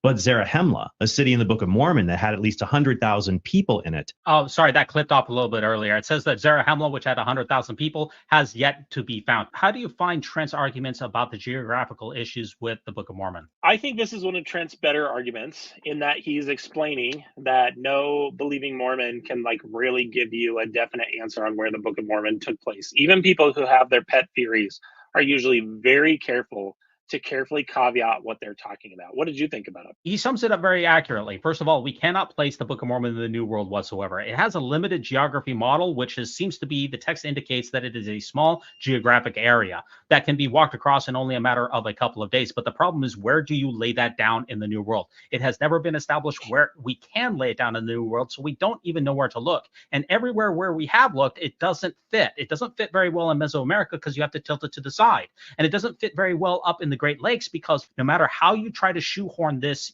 round peg into a square hole, it simply does not fit. And as you mentioned here, we have the Heartland believers and the hemispheric models. And it seems to me that the Heartland believers are on the rise. And probably one of the reasons that they are on the rise is because we have scoured Mesoamerica and come up virtually empty-handed in every respect. I mean, we had the New World Archaeological Foundation where we had Ferguson, who spent decades of his life trying to find these locations. We had the church spending hundreds or even millions of dollars trying to locate the areas of the Book of Mormon. They eventually gave up and abandoned their task altogether. This is an incredibly problematic issue with the Book of Mormon that cannot be understated. But one of the things that's interesting to me about the debate between, Heartlanders versus Mesoamerican folks is that the Mesoamerican folks probably have better evidence on their side for the Book of Mormon at least being possible there, because you do have the Mayan civilization that had writing. But it's important to note that even though Joseph Smith, in the Times and Seasons, when he was editor, wrote pieces about Palenque and about Mayan ruins and about how they were demonstrating that the Book of Mormon's narratives were true, the problem isn't where exactly would you place the Book of Mormon. It's that apologists they're running out of room. Even though Jacob is very careful to say, that we haven't done professional surveys on all of Mesoamerica, you're dealing again with these logistical problems. Where are you going to fit a civilization of this size and scope, and specifically the number of deaths that are recorded? I guess the one last piece that I'd stitch together is that the hill Ramah, which is recorded in the Book of Ether, is supposed to be the same hill Cumorah where the last Nephite battle took place as well. And that is supposed to be the hill near Joseph Smith's home in Palmyra. And so there should, at least in theory, if the Book of Mormon's narrative were literally true, there should be millions of dead. There should be scars on the land from the desolation that took place. And there just isn't. And that's one of the big issues here with Book of Mormon geography. I do think also it highlights one problem that I've talked about. In fact, I did an entire Mormonism Live episode about it, specifically talking about Jacob Hansen's debate with polygamy denier Jacob Isbell, which is the problem of inconsistent revelation. And that's one of the reasons that I really started to see as my faith crisis ramped up in 2020, 2021, as I was looking at different things and experiencing the reality of the church's child sex abuse policies. One of the things that stood out to me is how different Mormons can be absolutely convinced. You can have Mormons that are absolutely convinced, like Rod Meldrum and his crew, that the Book of Mormon took place in the Heartland. And they at least have a lot of quotes and stuff from Joseph Smith and from early church leaders to vindicate their view that the Book of Mormon was either a Heartland model or was a hemispheric model. The problem they have is they just don't have any evidence that isn't based on known frauds like the Back Creek Stone or other weird one-offs that have never been vindicated by any legitimate historians or archaeologists. The Mesoamerican folks have more room to hide because they can point to, well, we haven't done professional surveys of all of this. We have LIDAR, but they are also ignoring the reality of the relationship between Palmyra and the hill Cumorah in Palmyra or near Palmyra, and the way that the text records what happened there. So that's the way I see it, is you have to pick one of these two lanes, and neither one of them is very availing. Yeah, I mean, the church released a statement signed by the First Presidency, or at least purported to be signed by the First Presidency in 1990, in which it said that the events in the Book of Mormon took place at the Hill Cumorah. And of course, as we know, the Hill Cumorah is an absolutely clean hill. They haven't found absolutely anything on it. We haven't found any of the civilizations that we can definitively tie to the Book of Mormon. That is a major, major problem. Now, next up, Trent is going to attack the prophetic mantle of Joseph Smith. Of course, he doesn't accept Joseph Smith as a prophet. Let's check it out. Was a false prophet. The book of Deuteronomy says a false prophet leads people away from the true God, and he fails to predict the future. Joseph Smith is guilty on both of these counts. So we should not believe God used a false prophet like him to transmit inspired revelation. In his History of the Church, Smith prophesied that Jesus would return sometime in the 19th century, and that the government of the United States would be overthrown, both of which, of course, didn't happen. Mormons like to say Joseph Smith predicted the Civil War 30 years before it happened. But anyone at the time knew there were troubles between the North and South. Smith also predicted that, quote, war will be poured out upon all nations, beginning at this place. But no other nations fought in the American Civil War. Which shows that it's a false prophet. He continues to hammer that point home. I do find it amusing that Trent continuously refers to Jacob and others as Mormons, knowing apparently that they don't like that particular term. He should be calling them Latter-day Saints. But as far as Joseph Smith's prophetic calling, is that germane to our discussion here of the Book of Mormon's divine authorship? Could the Book of Mormon be divinely authored and yet Joseph Smith be a false prophet? Is that possible? I suppose it's possible. I felt like there were a lot of points in this debate, and this is one of them, where Trent is really making the debate about Mormonism more broadly, because he then proceeds in this section of the debate, which I also noted in this section of the debate on Pints with Aquinas, that section of the clip, they have it titled prophet, like Joseph Smith was a false prophet with Profit rather than PH. Maybe that was a Freudian slip, I'm not sure. And maybe there is a connection there that Trent just hasn't like elaborated or elucidated enough. But I am not understanding why Joseph Smith's character directly ties to the topic of the debate, which is the Book of Mormon divinely inspired? I would have thought that it would have been better to spend more time arguing about either Joseph Smith's work in translating the Book of Mormon or talking about the Book of Mormon narrative. And I know that Trent does talk about both of those things, but I felt like it was kind of not super related to the topic of the debate. It obviously is, because Joseph Smith's character as the translator and as the first prophet of Mormonism is related, but it did feel a little more tangential to me than the direct geography points or talking about the Book of Mormon's narratives and the claims in the narrative. There's no reason that Joseph Smith's character has anything whatsoever to do about the Book of Mormon's historicity. He could be the most diabolical scoundrel ever, and yet he could have translated the Book of Mormon correctly. I don't see these two things as possibly related. They're only related in Trent's mind, whereas a person's character is important to their ability to feel the Spirit of God. But that's just, it doesn't follow for me that those two things are remotely related. Now, this is from your slide here, Kolby. You said that Joseph Smith was a false prophet. What about the false prophecy from Doctrine and Covenants, section 87? So the specific false prophecy I was thinking about is in Doctrine and Covenants 87. This is, again, Trent kind of gave us a preview here. We have Mormons all the time that will claim that that was a direct hit for Joseph Smith, that he predicted the Civil War back in 1832, like way before. And the bottom line is that if you actually look at that claim up close, in Joseph Smith's local paper, there was an entire article published on this. Everybody who's taken AP US history or an in-depth American history course knows that the secession crisis of 1832, specifically with South Carolina, was national news. And it was reported on in Joseph Smith's direct neighborhood right there, even just a few days before he supposedly received this revelation. The false prophecy issue specifically, Joseph Smith believed that this, secession crisis that would lead to a war would envelop the whole world and involve all nations. And the bottom line is that's just not true. I've seen some Mormons attempt to read around it by basically saying, well, if you really think about it, there's this relationship between the roots of the Civil War that then tie into this treaty and convention that then lead us to the First World War and then the Second World War, and then you get there. And when we're looking at prophecy, that's where a prophecy needs to be specific. It needs to have falsifiable conditions. And I think this one does have falsifiable conditions that just clearly haven't been met. If you view a prophecy as incorporating anything from the mid 1800s until almost 200 years after that, with the end of World War II, that's just so broad. It's like when people will point to wars and rumors of wars as being a sign of the last days. And it's okay, give me one time in the last 2,000 years that someone wouldn't be able to claim there have been wars and rumors of wars. The bottom line is that's entirely unimpressive. And when we know enough about human psychology and the way that our brains work, and pareidolia and confirmation bias, and the way that our brains create narrative and interpret and find meaning even where there isn't meaning, like we know that is a defect in human cognition, to then just like lean into that more heavily rather than try and remove that bias as much as we can is just a huge problem for me. Trent's next argument is against the Book of Abraham. Speaking of the Book of Abraham, Smith claimed he translated an ancient papyrus written in Abraham's own hand that talks about the gods creating the world. But even Mormon Egyptologists agree that the papyrus he allegedly translated from was simply a collection of 2nd century Egyptian funerary texts that say nothing about Abraham and definitely were not written by him. Some Mormon apologists claim that Joseph Smith was just using the papyri to help him write down visions that he had.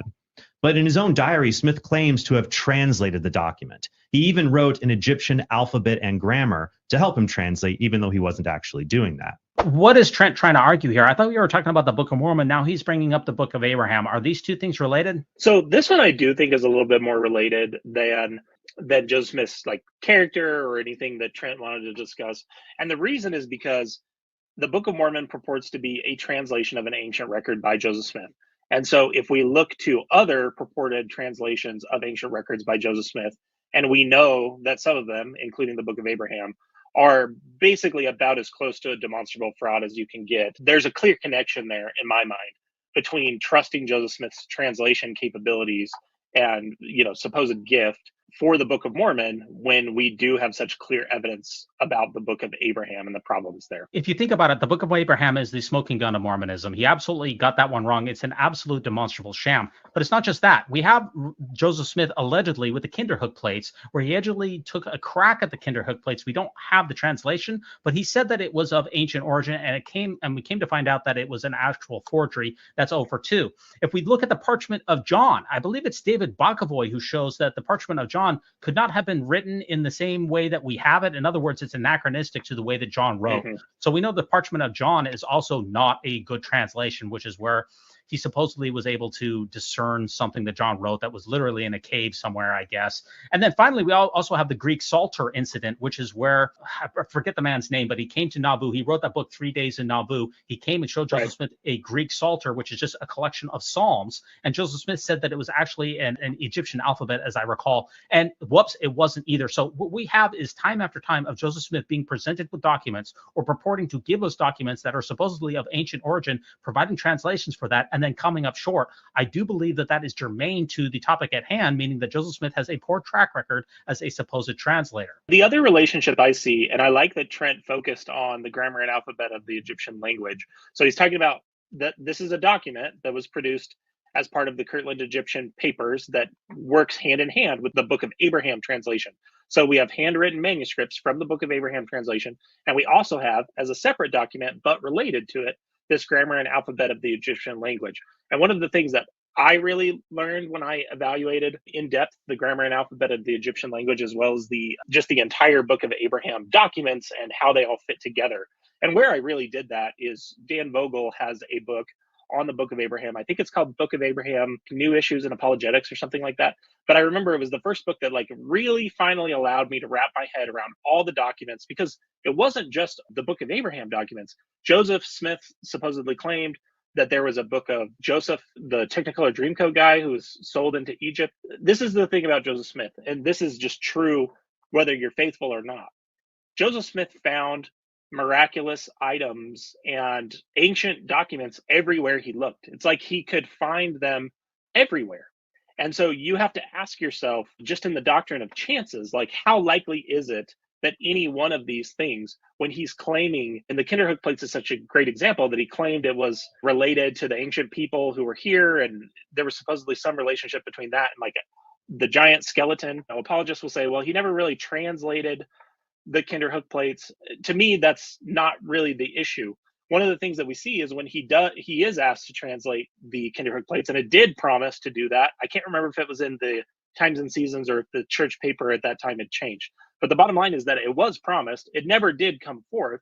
But where did Joseph Smith go? He went to his grammar and alphabet of the Egyptian language, a document that has his handwriting in it, and it has columns of text of English meaning associated with supposedly Egyptian characters. And one of the things we see is that we see Joseph Smith understood Egyptian hieroglyphs completely wrong, that he understood that the symbols that he was reading to be able to generate like a paragraph of English text when translated. And the bottom line is that's just not how any form of Egyptian worked. It doesn't matter if you're talking about hieratic, demotic, or hieroglyphics. That's just not the way that those languages worked. And one of the things that's very interesting, and we'll get to it in just a second, but I see a clear relationship between Joseph Smith's demonstrated misunderstanding about the way that Egyptian worked and the Book of Mormon's narrative about the Book of Mormon being written in Reformed Egyptian. Those two things match. Whoever the author of the Book of Mormon was, they believed that Egyptian worked the exact way that Joseph Smith thought it worked, and that isn't the way that it really works. And I've never really heard a good apologetic argument to get around these issues. And that's, again, where I see the clear welding of Joseph Smith's work with the Book of Abraham. And specifically, I would encourage people to look at that grammar and alphabet of the Egyptian language, because it really shows how involved Joseph Smith was with the Book of Abraham translation, like personally. And it also highlights this misunderstanding that I'm talking about. Look at that document for yourself on the Joseph Smith Papers website and see how much text he thought came from one character. And then just think for yourself for a second and say, look at all these proper names in the Book of Mormon. Look at all the nuance in the narrative that supposedly apologists want you to find. Think about how many characters would be able to generate that level of meaning and how it would fit onto engraved metal plates. The issue here is that the Book of Abraham, we know, is written in Egyptian. The Book of Mormon purports to be written in Reformed Egyptian. So we have a test candidate here. If we can evaluate Joseph Smith's prophetic and translational abilities with the Book of Abraham, since we have some of the facsimiles, in particular, some of the papyri that have been left behind. And when we compare what he wrote down to what modern Egyptologists tell us are the translation of those, he did not bat even 5%. He got it totally and completely wrong. Joseph Smith frequently claimed to have found ancient things in his milieu, including the Zelph on the Zion's Camp March, which is supposedly a white Lamanite. We also have Adam's altar, where Adam and Eve supposedly in the Garden of Eden took place. We also have him finding a one-of-a-kind gold Bible. There's never been anything like it before. And the problem is his record as a translator is incredibly poor. Now, as you were mentioning, that study by Dan Vogel here, Book of Abraham Apologetics, a review and critique, that is very important, and that is definitely very, very good here. And as you mentioned, the grammar and alphabet of the Egyptian language, also nicknamed the Gale here, it is really a smoking gun that shows that Joseph Smith had no concept of how the Egyptian language worked. So it doesn't matter if we were to even find the Book of Mormon. It was written in Reformed Egyptian. Joseph Smith would not have been able to translate it anyway because he had no concept of how Egyptian worked. That's the most important point, and that's why I think Trent's point is a valid point. Now, let's talk a little bit about the golden plates here with Trent. This is a 3/4 scale model of the alleged golden plates the Book of Mormon was translated from. 2/3 of them were sealed and couldn't be opened. So that means there were at most 40 plates, about 6 by 8 inches, with characters on them. And on these 40 plates, there would have been enough characters to contain information in the 550 pages of the Book of Mormon. In order to contain that much information, every character on any of these plates would have to represent 50 to 80 words. But ancient hieroglyphics do not work like that. Joseph Smith thought they did until decades later in the 19th century, the language of the Egyptians was deciphered, and we saw that that is not the case. Actual ancient metal plates, like the plates of Darius, only contain about 200 words per page. What is in the Book of Mormon could not, on any so-called Reformed Egyptian or any real language, have been contained on alleged golden plates like these. This shows Smith's claim about the Reformed Egyptian was simply part of his own imagination. So Trent really likes to reference this little model that he has with the Book of Mormon. He brings it out a bunch of times, and I think that Trent really likes to mock Jacob with the entire concept of a golden Bible. But to get to his point, was he accurate in the number of plates, the description of the sealed portion? How do you feel like his argument was with regards to the Book of Mormon here? So he's accurate about the sealed portion and the proportion. I don't know where he got the number specifically that it could have been at most 40 plates. And the reason is because we just don't know how thick the plates would have been. It doesn't really matter to me how many characters there were on each plate. This only would have been possible if the language that the original record was written in was so character dense that it worked like no language we're aware of. That's like the best version of the argument that Trent's advancing here, rather than focusing on the specific numbers. And that's where I love that you pointed to Dr. John Londwell's work again with Mormonish, because he really highlights this problem. And I'm not sure if I asked you to put Book of Ether here, but it's actually one of the things I wanted to point to, because we also know that in the Book of Mormon, we have this weird like narrative within a narrative about the Book of Ether, because the plates themselves are actually found in Messiah and not abridged until later. If 24 plates had the record that was purportedly recorded in the book that we have as a portion of as the Book of Ether, if 24 plates could contain that much information, and again, Dr. John Lundwall walks through this in his interviews with Mormonish, where he talks about what the Book of Mormon and the Book of Ether claims about that record. Again, it just matches this same misunderstanding about the way the language worked, the language at issue worked, that we see demonstrated in the grammar and alphabet of the Egyptian language. That's the link I see here. If we're looking at these competing hypotheses and we go hypotheses, what is the likelihood that Joseph Smith wrote the Book of Mormon? It becomes a lot more likely that Joseph Smith wrote the Book of Mormon when we look at these demonstrated ways that the Book of Mormon claims that reality works, that reality doesn't work that way. What do those claims match? Well, they match Joseph Smith's demonstrated misunderstanding about the way Egyptian hieroglyph and the way language works. If we look at the title page of the Book of Ether, it says a record of the Jaredites taken from the 24 plates found by the people of Limhi in the days of King Mosiah. The Book of Ether heading actually is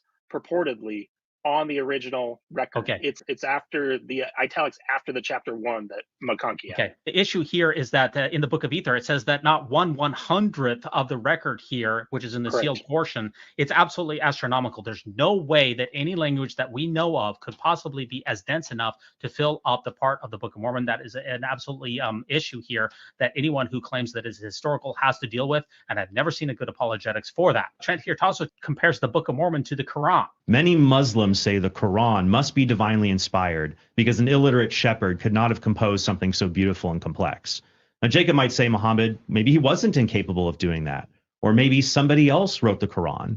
But he would say any human explanation is far more likely than God giving a public revelation that contradicts what he'd already revealed in Scripture, for example. And that's what I say about the Book of Mormon. Now, I will say this. The Book of Mormon is good and original. However, the good parts aren't original to the Book of Mormon, and the original parts aren't good. So he brings up a point here that any human explanation is more likely than a supernatural explanation because we have no evidence of the supernatural. That's never been a demonstrated reality. Therefore, any naturalistic explanation is inherently the default position, and it is incumbent upon Jacob to provide good evidence for his supernatural origins. So far in this debate, he has failed to do so. How do you feel about Trent's criticism here of the Book of Mormon? Yeah, I think it's exactly accurate. And I think he's pointing out, Jacob does a big show throughout the exchange about the double standard that he sees Trent as using. But when he's asked about the Quran versus the Book of Mormon, he just cites the fruits of living in a majority Islam country. And that's fine, I guess, if he thinks that's convincing. What to me it demonstrates is that Jacob's argument is entirely premised on a fallacious shift of the burden of proof, and then the argument from personal incredulity. He can't think of any way that Joseph Smith would have dictated the Book of Mormon, or can't come up with any way. So it must have been, as you said earlier, magic. If you're going to use that explanation, those apologetics would carry over exactly to the Quran.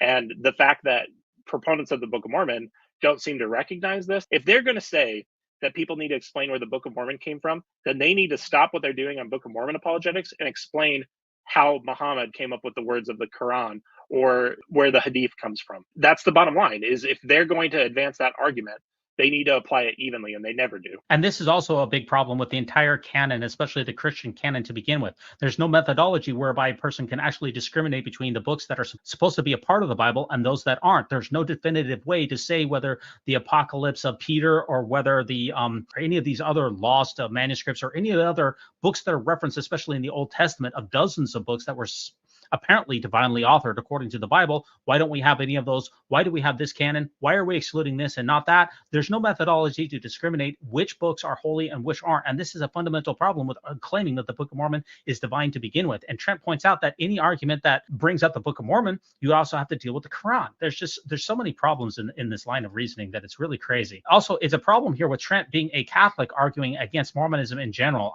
This debate maybe wasn't the best formulated conception, because I think it'd be better to have Jacob really, as Jacob mentions, debate an atheist, because then you have naturalism versus supernaturalism, which is a better fit for a debate, in my opinion. But let's hear what Trent has to say about this. So the Second Vatican Council taught that the Christian dispensation, therefore, as the new and definitive covenant, will never pass away. And we now await no further new public revelation before the glorious manifestation of our Lord Jesus Christ. Mormons and Catholics agree that Jesus established a hierarchical, visible church led by successors of the apostles who possessed the priesthood. We just disagree with the Mormon claim that this church left the earth for 1700 years until Joseph Smith allegedly restored it. After all, Jesus said the gates of hell shall not prevail against the church. Moreover, this church gave us sure knowledge of the very canon of scripture found in the King James Bible that Mormons rely on as their sacred text. But the church that gave us the Bible authoritatively also teaches there has been no new public revelation since the time of the apostles, which includes the Book of Mormon. So one could make this argument. If Catholicism is true, the Book of Mormon is not divinely inspired. And Catholicism is true, so the Book of Mormon is not divinely inspired. How do you feel about this line of argument here from Trent, just arguing that my church is true, therefore all the other faiths are not? This is a really stupid argument. This is just presuppositionalist nonsense. He's basically saying that Jacob has some burden to disprove Catholicism isn't his affirmative case for the truthfulness of the Book of Mormon. I haven't said a lot of nice things about Jacob today. That was a ridiculous argument by Trent. You cannot agree to a debate whose topic is specifically about the Book of Mormon and then just throw in an argument like this at the end. I think it's really, really stupid. As you wrote here, ridiculous presuppositionalist nonsense. In other words, my worldview is true, therefore you have to disprove it. And we get this from both sides in this debate, which says, I believe in my truth, therefore you have to disprove what I believe. And that's just not the way that good arguments work. I think this is one of the worst clips in the entire debate here. Now, we've finally gotten through the main debate portion of here, and now we're going to get to the rebuttal portion, and we'll take a look at Jacob's rebuttal first. Trent has a whole video about between a literal translation and a dynamic equivalence translation. In other words, the difference between translating idea for idea versus literal word for word. The Book of Mormon is clearly a dynamic translation of an ancient text into the King James English of the 19th century, utilizing the vocabulary available to Joseph Smith. So when you have things like anachronisms, which do exist in the Bible, you come across things like this. The Bible in English talks about candlesticks, but candlesticks didn't exist in the first century. I think we can pause it there. So this was one of the most interesting clips of the entire debate. As people who Mormon and learn a little bit about Mormon apologetics, you know that there's basically like two big camps on this issue of what the Book of Mormon actually is. It's either a tight translation, which means it is more or less a word for word encapsulation of what was on this supposed ancient record that was transcribed by Mormon and Moroni, or it is a looser translation, or as Jacob calls it here, a dynamic translation. And he takes a very strong position on this, saying that the Book of Mormon is clearly a dynamic translation using Joseph Smith's worldview and language. And one of the things that's really interesting to me about this is we've already hit some of the arguments that Jacob advanced in his opening case. But if the Book of Mormon is a dynamic translation, then why in the world is he talking about Nahum? Why in the world is he talking about Hebraisms? None of these should carry over. This is one of the things that's so frustrating to me about Jacob Hansen, because he's such an incredibly dishonest debater. And we can disprove Jacob's statement here with a single Book of Mormon verse, which is Ether 9:19. Again, from the Book of Ether, which is supposedly the Jaredite record, and it records all these different types of animals. And it says, and they also had horses and asses, and there were elephants and curulums and cumums, all of which were useful unto man, and more especially the elephants and curulums and cumums. And so one of the reasons I wanted to highlight this particular verse is because this particular verse is such a problem for Mormon apologetics, because it starts by talking about horses and elephants, which we know did not exist in the Americas at this time. So what that would require is it would require you to advance an apologetic argument of loan shifting. This is where people have jokingly referred to Dan Peterson as Taper Dan, even though I'm pretty sure John Sorensen is the first one who came up with this argument that horses, as used in the Book of Mormon, equals tapers. But I know that Dan Peterson has kind of championed it since. But to believe this verse is divinely inspired, you would be required to believe that this same exact sentence is both a tight and a loose translation, right, using different words. Because the bottom line is, if you've got Joseph Smith recording curulums and cumums, words that in English are absolutely nonsense, like he might as well have used the word the Jabberwocky, and we've got nonsense words, why are those nonsense words there if what Jacob just said is true? If this is a dynamic translation where Joseph Smith is clothing this ancient record in the words that fit his King James English version of the world, why do we have words like Curulum and Cumam to then have it in the same sentence with words that apologists have pointed to as loan shift words like horses and elephants? This verse alone is such a huge problem for the Book of Mormon. And I think what it highlights to me is I'm frustrated that Jacob debated a Catholic about the Book of Mormon rather than someone who knows about it and who's studied these issues and really thought about it, like an informed ex-Mormon. Jacob is just able to get away with this lie about what the Book of Mormon is, when this very verse would completely sink this argument. And there's others. We could have focused on others. I just picked the easy, low-lying fruit. The other thing that it completely ignores, and this one really bothers me, because Jacob talks a lot about the witnesses. That was one of his strongest arguments that he purported to offer, was the eyewitness testimony. He talks about the witnesses to the Book of Mormon plates, including David Whitmer.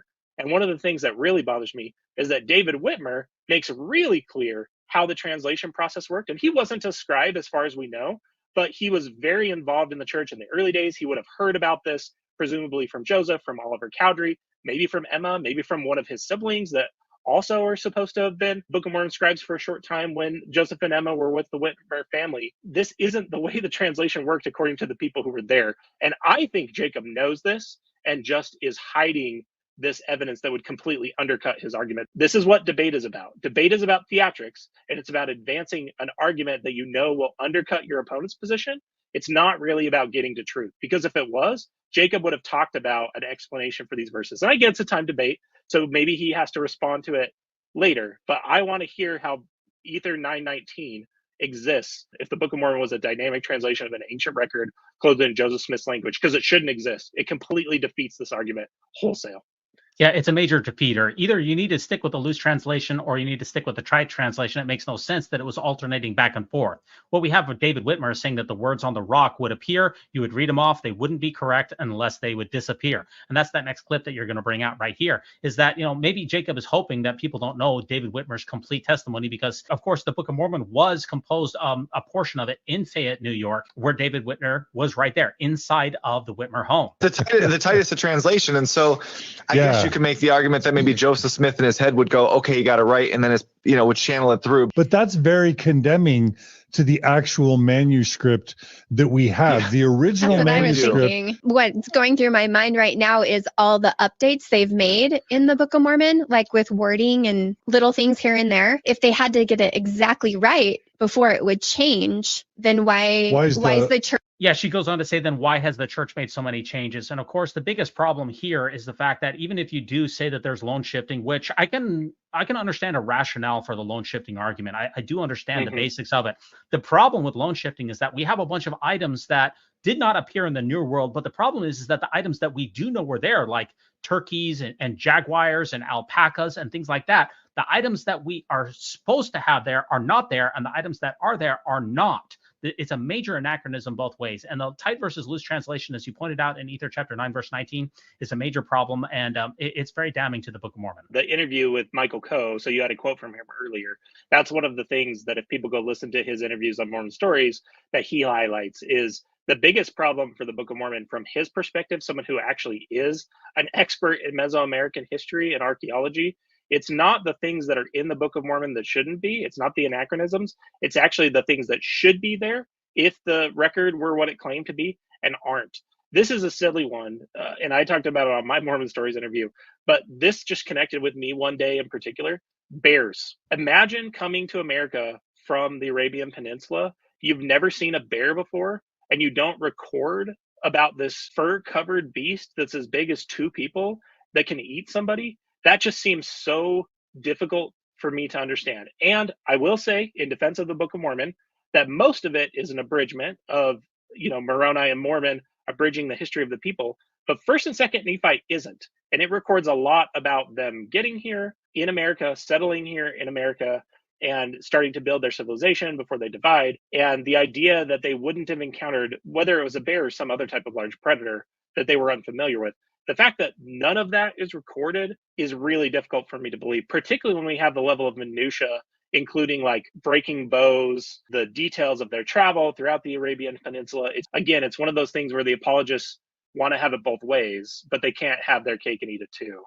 You know, one of the biggest ways that apologists really try to solve these issues is that they try to shrink the Book of Mormon peoples down to a very tiny, small band of people and ignore the narrative, which says that they spread forth over the whole earth and became millions. And that's what Michael Coe really brought out, is that you shrunk the Book of Mormon down so you can't even find anyone that's associated with it, so that there's no footprint whatsoever. That way you don't have to explain anything. And that's a pretty disingenuous argument. Now, we got two last clips to take us out, and that's Jacob's rebuttal number 2. Joseph's own wife, these are people who knew him best, said Joseph couldn't even write a well-worded letter. And if you go read the actual letters written by Joseph Smith, you very quickly learn that this was not a highly literate and educated man. Everyone thought that Joseph Smith was a doofus. Even his mom and his, at least in educational wise, and the neighbors, like nobody disagreed. That's one of the reasons that people were so amazed by the Book of Mormon, especially those closest to him who knew him. Kolby, is Joseph Smith a doofus, and could he write a letter? I do think Joseph Smith was a doofus, just not in the way that Jacob Hansen is defending here. So this quote that he just took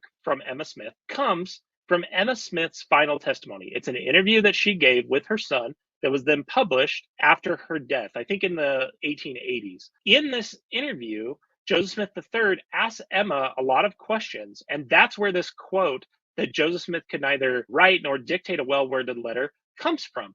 And I had a few things I wanted to talk about on this, because this final testimony from Emma, and I think that's the way you can find it, is like the final testimony of Sister Emma or something like that is usually what I'll look up to find it. And I put this in quotes because I hate this phrase. I think it's from the Gospel Topics essays, carefully worded denials, which to me is just a normal person's way of saying a absolute lie, to say that Joseph Smith was not practicing polygamy when we know that Emma knew about Joseph Smith's polygamy, at the very least involving the Partridge sisters, if not other women. That's a huge problem here. One other thing that I'd highlight about this final testimony of Emma Smith also states, in response to Joseph Smith III's question, what is the truth of Mormonism?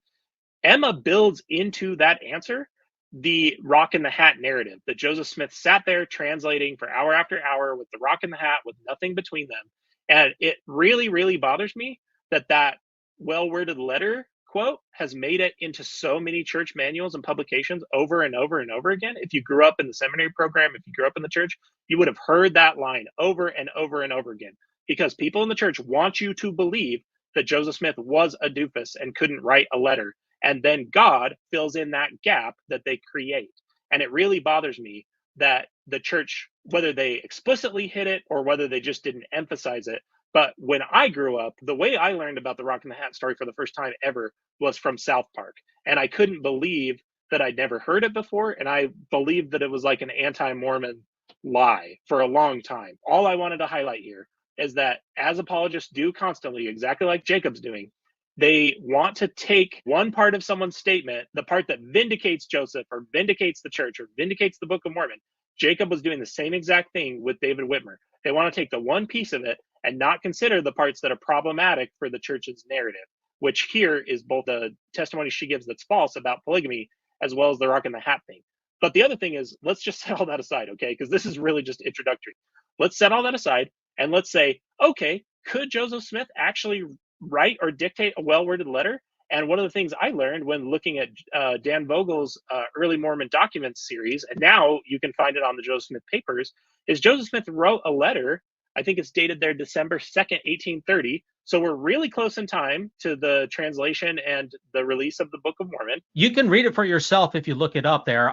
It's a pretty decently written letter. It's far from being the ignoramus that Emma and others and being a doofus. It seems like Joseph Smith had a decent education based upon his current circumstances. And that's what they really want to do. They want to make this seem as impossible or as improbable as possible by making Joseph Smith out to be a complete frontier person who is ignorant and could barely write a well-written letter. And this is the problem with Emma's testimony to Joseph Smith III, is that she's trying to make her husband out to be this miraculous savior, that he did things that no one else could do, that he was an honest person, that he didn't commit polygamy, that the Book of Mormon was fantastical and translational. It's really a part of her legacy, which is tied to Joseph Smith. She has a motive here to tell a faith-promoting narrative to Joseph Smith III, and therefore we should be highly critical of that testimony, especially considering that we know that Emma knew about his duplicitous nature about marrying other women. So I don't put a lot of stock into that. And when you read the actual letter itself, if you go back and read it, it's easily available on the Joseph Smith Papers Project or through Dan Vogel. This letter is decently written for somebody of that time frame. One thing I wanted to highlight, since we're not going to read it, is if people go read it,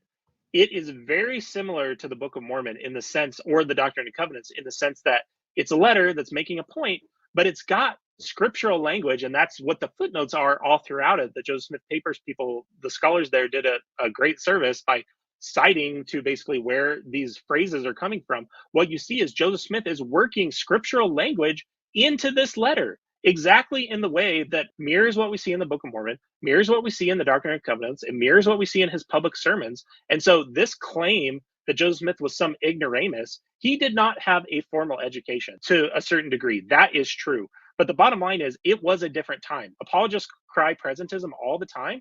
To say that Joseph Smith didn't know how to write or dictate a well-worded letter is just demonstrably untrue, because here we have a letter from him from the time that the Book of Mormon was dictated, and it looks very similar, in my view, to the Book of Mormon. It's got language that's interspersed with religious imagery, that's working from different scriptural phrases that it builds into this overall letter to make a point, and it looks exactly like what we see the Book of Mormon look like. And so again, that's where we see Jacob hiding behind Trent as a Catholic, his lack of knowledge about Mormonism to advance his argument. And again, I want to highlight, this is one of the things that bothers me about structured debates, is that the point is that he's able to pull this fast one because there's no one there to cry bullshit. Okay, I think this is our last queued up slide here. And it's hilarious because Trent brought up "and it came to pass" as some problem. What he doesn't realize is "and it came to pass" is actually a Hebraism, because Hebrew didn't have punctuation. And so what they would do is they would use phrases like "and it came to pass" in order to break up different things. You're right, they are in the Bible, and they usually are in historical narratives in the Bible. And the Bible in the King James Version has a lot of those actually taken out because they became so redundant. So the redundancy of that phrase is actually evidence of its Hebrew origins. So this is what we get here from Jacob a lot of these times with the dynamic translation. Every time that there's something that could possibly be of ancient origin, like a chiasmus or a Hebraism, then we're going to go with the tight translation. Every time there's an anachronism, like horses or elephants or anything else, then we're going to go with the loose translation. It doesn't seem like he's arguing in good faith here. I completely agree, because this is less than 14 minutes after his dynamic translation dialogue, where he goes off on this rant about dynamic translation and how Trent's being so unfair because he's building from a video he saw of Trent's. You can't have it both ways, Jacob.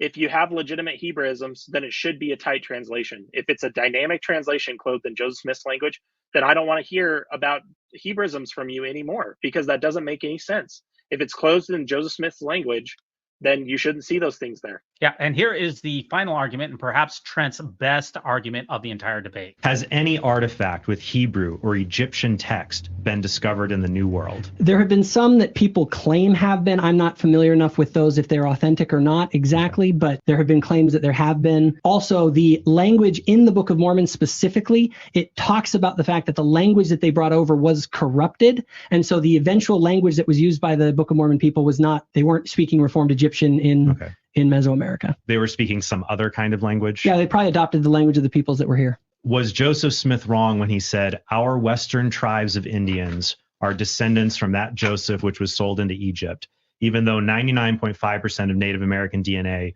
comes from Asia, not the Middle East? Yeah, he may have been mistaken in that statement, because Joseph Smith didn't ever claim that he knew exactly where the Book of Mormon happened. He himself, which I think is evidence of his authenticity, he was trying to figure out, well, where did these things happen? So there's so many things in this clip that I wanted to focus on, but the first one I wanted to focus on is the way that Jacob just like looks right at Trent and has just a real smug look on his face when he's talking about, well, I think they probably adopted the language of the other people here.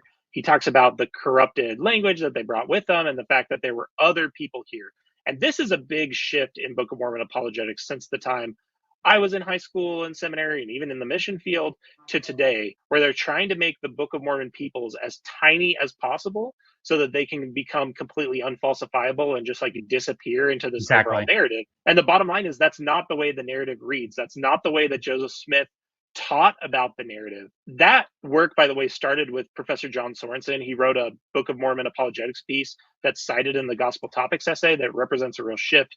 But to make it clear that Joseph Smith believed in a hemispheric model of the Book of Mormon, I pulled from Joseph Smith's July 19th, 1840 discourse. It was cited in a Brigham Young University's paper in 1979. Joseph Smith stated, "Speaking of the land Zion, it consists of all North and South America, but that any place where the saints gather together is Zion, which every righteous man will build up for a place of safety for his children. The redemption of Zion is the redemption of all North and South America." And you can find that verified right on Fair Mormon. That was the first place I searched to go find it. The bottom line is Joseph Smith believed in a hemispheric model of the Book of Mormon because of course he had to. He was pointing in the times and seasons at ruins in Central and South America that he felt like vindicated his narrative, as well as obviously having the link with Palmyra. That would have required him to have a hemispheric model. The other thing that I wanted to highlight, and then this is my last comment on this clip, Jacob is saying like, well, Joseph never received that like official revelation that that's the way it worked. He didn't know exactly where it happened. In the debate, Trent talks about recollection of Lucy Mack Smith's that Joseph could recount, hour after hour stories about these people as if he had lived with them for his entire life. And this was based on the conversations that he was supposedly having with the angel Moroni as he was receiving these lessons and tutelage from him, as well as his work with the record year after year. Again, you can't have it both ways. Joseph Smith didn't do many things that were like, quote unquote, official in his lifetime. It was after his lifetime that the church canonized things. Jacob seems completely unaware of this. I don't know if that's him arguing in bad faith or if he really just doesn't understand, but like things were canonized after the fact, like things that are recorded in Doctrine and Covenants, sometimes were just written as letters to people, sometimes were blessings that were given to people. And so I wanted to highlight that and just highlight the fact that apologists like Jacob, I don't know if he considers himself apologist, but they just constantly want to have it both ways. They want to pretend like the hits are amazing and that the misses don't matter. That's why I just think it kind of becomes an absurdity at a certain point where Jacob is just ignoring so many things about what Joseph Smith said about where the Book of Mormon took place to shrink it just small enough to make it unfalsifiable. So we get to take the Book of Abraham and we get to say, well, he's speaking as a man. Every time that Joseph Smith gets something wrong, then he's speaking as a man. With the Greek Psalter incident, he was just giving his own scholarly opinion. It wasn't divine. With the Book of Abraham, whoops, he got that wrong, but then he was just speaking as a man. When he gets things right, which is rare and few and far between, then that shows his prophetic calling. That is literally special pleading. That is cherry picking the evidence here. And this is really also what you pointed out here. Trent has some ignorance here. You said that you don't prefer the debate format here because you said it's not about truth, it's about theatrics here.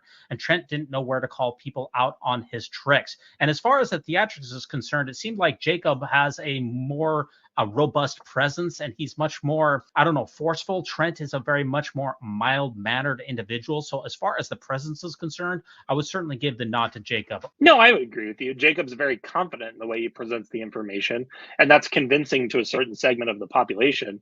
I think the problem for me is I've studied these things just as in depth as Jacob has, if not more. And I know that there's huge problems with every single one of the things he's counting as hits.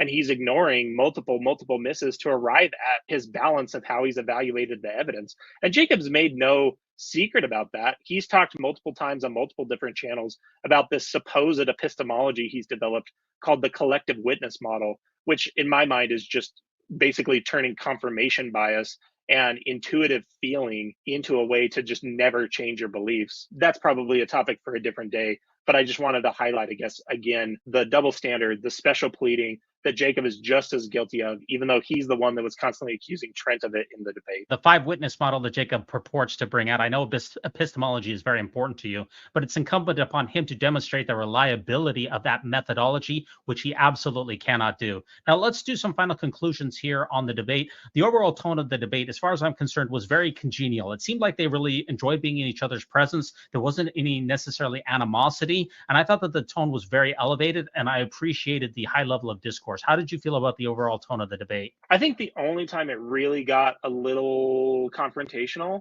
was it was very clear that Jacob had done extensive prep to be able to use Trent's own words or people that Trent had hosted on his platform against Trent. That was the only time I felt like it was a little unfair.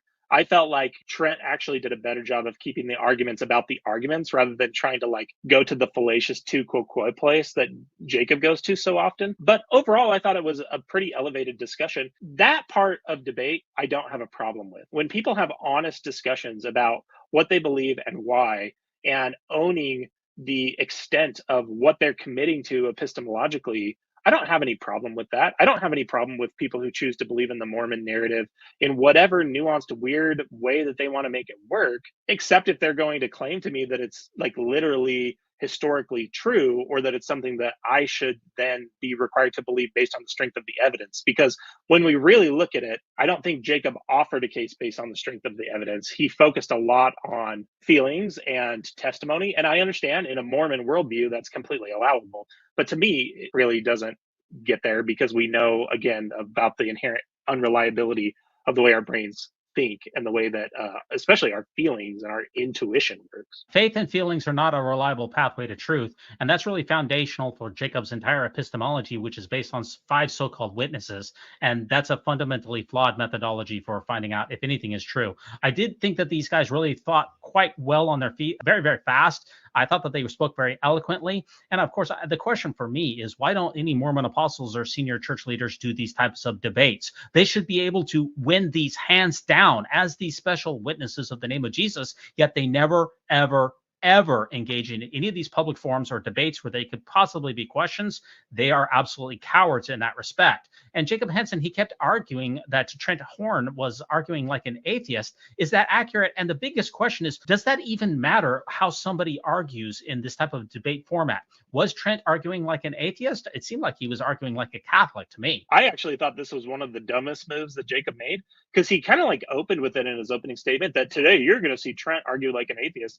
And I don't think Trent did that at all. In fact, Trent's last argument, one that he said like absolutely disproves it, was his weird presuppositionalist argument from Catholicism. That's explicitly not arguing like an atheist. And what I mean by mistake is when you predict that your opponent's going to do something and then they really don't. And I really didn't think that Trent did that basically at all. He was talking about the contemporary evidence about the Book of Mormon translation. He wasn't just over and over again assuming like a naturalist that these things didn't work the way that they did, like maybe you or I might. Even if it were, what does that matter? Like Jacob assumed the burden of proof by saying that he believed the Book of Mormon was divinely inspired and wanting to argue pro that proposition. So regardless of who he's arguing against, it shouldn't matter. Yeah, and he didn't meet the burden of proof, as far as I'm concerned, of demonstrating that the Book of Mormon was divinely authored. And this all goes back to the very beginning, where Jacob said that it was unlikely that Joseph Smith could have written the Book of Mormon. He's poisoned the well from the gate. You have to argue from his position that it's impossible that anyone, not just Joseph Smith, that anyone in Joseph Smith's milieu could have composed the Book of Mormon, but that was not Jacob's argument, and therefore he didn't meet his burden of proof. The most important thing here that I would have asked Jacob in this is, what is the single verse in the Book of Mormon that could not have been written by Joseph Smith or his contemporaries? And that's a standing question that I have for him. Point to me the verse that it is impossible. Because in order to posit the supernatural, it really kind of goes back to what Sherlock Holmes says. In order to even demonstrate a possibility for the supernatural, you have to conclusively knock down every single possible explanation. And until you can show me a verse in the Book of Mormon that could not have written by Joseph Smith, I don't think that you've done that. What are your thoughts on that? When you look at the grand scope of religion and religions throughout human history, including Mormonism, the way they go back and forth on different social issues, the way even the Book of Mormon goes back and forth on disparate issues, I just think to hold anything out as coming from some supernatural, all-knowing God, I don't think any of those theistic claims have met their burden of proof. And that's one of the things that is a little interesting to watch a debate like this as a non-believer in either of these people's faith narratives. And again, I don't mean this to be offensive. It is a little bit like hearing Star Trek nerds fight Star Wars nerds and talking about whether the Death Star could blow up the Enterprise or something. They're just talking about so much nonsense back and forth when there's just so many simpler answers, which is that human beings have had imprinted on us the requirement to find meaning because of our origins, because of the way that evolution and human psychology has shaped the way our brains work. And these things, to me, are very demonstrable. So to then take any like supernal truth out of any of these narratives, I think it's just people pulling the meaning out that they want. And Jacob, to me, is such a great example of this. Jacob is very famous for finding everything in Mormonism that already agrees with the opinions he already holds and ignoring anything that would require him to possibly change his opinion, including people who are believing Mormons or purport to be believing Mormons that believe differently than him. And so the idea that there's some supernatural, supernal, all-knowing God or intelligence behind this, to me, is a little bit patently ridiculous, because it does seem a little bit more like people talking about whether Star Trek or Star Wars is better. I thought it was a good debate. I also will say I really admire Jacob for taking the onus upon himself to defend his faith and to go out there and put himself out there on a channel that was not explicitly friendly to Mormons. It's not like he was just debating on Ward Radio or something that's been super friendly to him. And I thought they were both very respectful. And I did want to highlight, your comment about why are Mormon general authorities never doing this.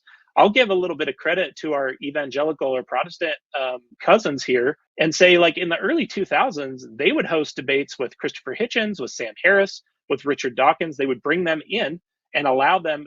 I mean, I'm sure there was plenty of poisoning of the well and sloppy apologetics that countered a lot of those debates in the early 2000s, when the four horsemen of the new atheist movement were really moving and doing a lot of public advocacy. But it's very telling to me that the Mormon leadership have never done that. Like, imagine them inviting someone like John DeLynn or Radio Free Mormon or just, David Bockavoy, people who've left the church or have been excommunicated from the church, to talk about the issues with the church directly with an apostle in front of an audience. Like, that will never happen, ever. And it's because those men are cowards and they lack courage. And I'll at least say, to Jacob's credit, he's got a lot more courage and cojones than any of the apostles do, because they would never do that. We're wrapping things up here, but they actually spent a huge amount of time on the Book of Mormon witnesses, both the 3 witnesses and the 8 witnesses. And we kind of divided this debate up into both our portion and your portion. And I noticed that none of us really talked about the Book of Mormon witnesses in the clips. And I just want to give a couple of thoughts about the Book of Mormon witnesses. We're talking about Oliver Cowdery, David Whitmer, Martin Harris, and Hiram Page, and the rest of the Whitmers, and all of those people who said that they had supernatural experiences or actually saw the place themselves. And I think that the reason that neither one of us really talked about the witnesses is because I really feel like the witnesses are absolutely and completely and 100% totally irrelevant to the claims of the Book of Mormon. The Book of Mormon is a document that is subject to scientific scrutiny. Therefore, we don't have to reference any witnesses whatsoever. And the problem here is, even if we grant that the witnesses saw a gold plate, that doesn't mean that the translation was actually accurate, so it's irrelevant. And even if the translation is accurate, it's the same problem with the Bible. Let's assume that Joseph Smith had a set of golden plates, that he found them, and that they really were from an ancient people, and that there really was a land of Zarahemla. Does that mean that the supernatural events that are recorded in the Book of Mormon took place? The answer is no. So it doesn't matter who saw what. Joseph Smith could have shown the plates to 1 million people who all could have attested to that they handled the leaves and that they saw that had the inscriptions on it. That means nothing about the supernatural events that are purportedly recorded in its pages. Yeah, to me, the witnesses, and especially believers pointing to witnesses as being one of the strongest evidences for their testimony to the Book of Mormon, is really weird to me. And I thought this even as a believer, because I don't know Martin Harris. I don't know Oliver Cowdery. I don't know David Whitmer. At best, when you take away all the issues with their different versions of events, with the fact that, what's presented in the beginning of the Book of Mormon is a vastly oversimplified narrative compared to what actually happened, even according to history of the church, the evidence amounts to guys you don't know claimed something. The way we evaluate any claim is just to go back to our solid epistemology. And like you said, go back to the verifiable claims the Book of Mormon makes about reality. So to me, even as a believer, I never understood this fascination with the Book of Mormon witnesses. People swear to things up and down all the time. I'm an attorney. I see it all the time. I used to be a prosecutor, and I'd see people swear things that were not true all of the time. And sometimes they're lying. And the truth is, sometimes they're just sincerely mistaken. And I don't know which it was for the Book of Mormon witnesses. I truly don't. I think that would be a much longer discussion. I think all I'd end with is, at best, the evidence of the Book of Mormon witnesses is guys you don't know claimed to have an experience. I put no more claim into the Book of Mormon witnesses than I do of people who say they've been abducted by aliens, or people who say they've seen Elvis rise from the dead, or people who said they've seen the Loch Ness Monster. Those are all claims. That's not evidence. What we need to do is be able to examine their testimony, which we cannot do because the plates were allegedly taken back by the angel. So the Book of Mormon testimonies, the best we will ever be able to say is that they sincerely believed in their testimonies, even though there's some evidence that they didn't. And that, to me, is not at all impressive and should not be impressive to anyone else. Our final slide here, Kolby, is who do you think won the debate? Who won this? Was it Trent? Was it Jacob? Give us your final thoughts on the debate. I think actually, while I would tend to obviously agree more with Trent's side of the debate and his conclusions, I actually think Jacob probably did a better job. Again, with the caveat that debate format, a structured time debate format, sometimes doesn't lend itself to who actually has more evidence on their side. I thought that Jacob's confidence, I thought that the way that he made and we've evaluated the ways that it was overbroad, but the way he just overpromised what the Book of Mormon is. If you knew nothing else about the Book of Mormon, I would have been more convinced by Jacob's presentation than I would by Trent's. Yeah, as far as charisma is concerned, I thought Jacob was more forceful. He was more passionate. He just has the persona for debates, and I appreciate that he brings that to us. But let's just not forget that the burden of proof was on Jacob to provide or prove or provide good evidence, I guess is the best way to put it. Provide good evidence that the Book of Mormon was divinely authored. I do not believe that he met his burden of proof. Therefore, I will give the default victory to Trent. I really want to thank you, Kolby, so much for coming on the Mormon News Roundup. I really appreciate that. Thanks so much. You're welcome. Thanks for having me.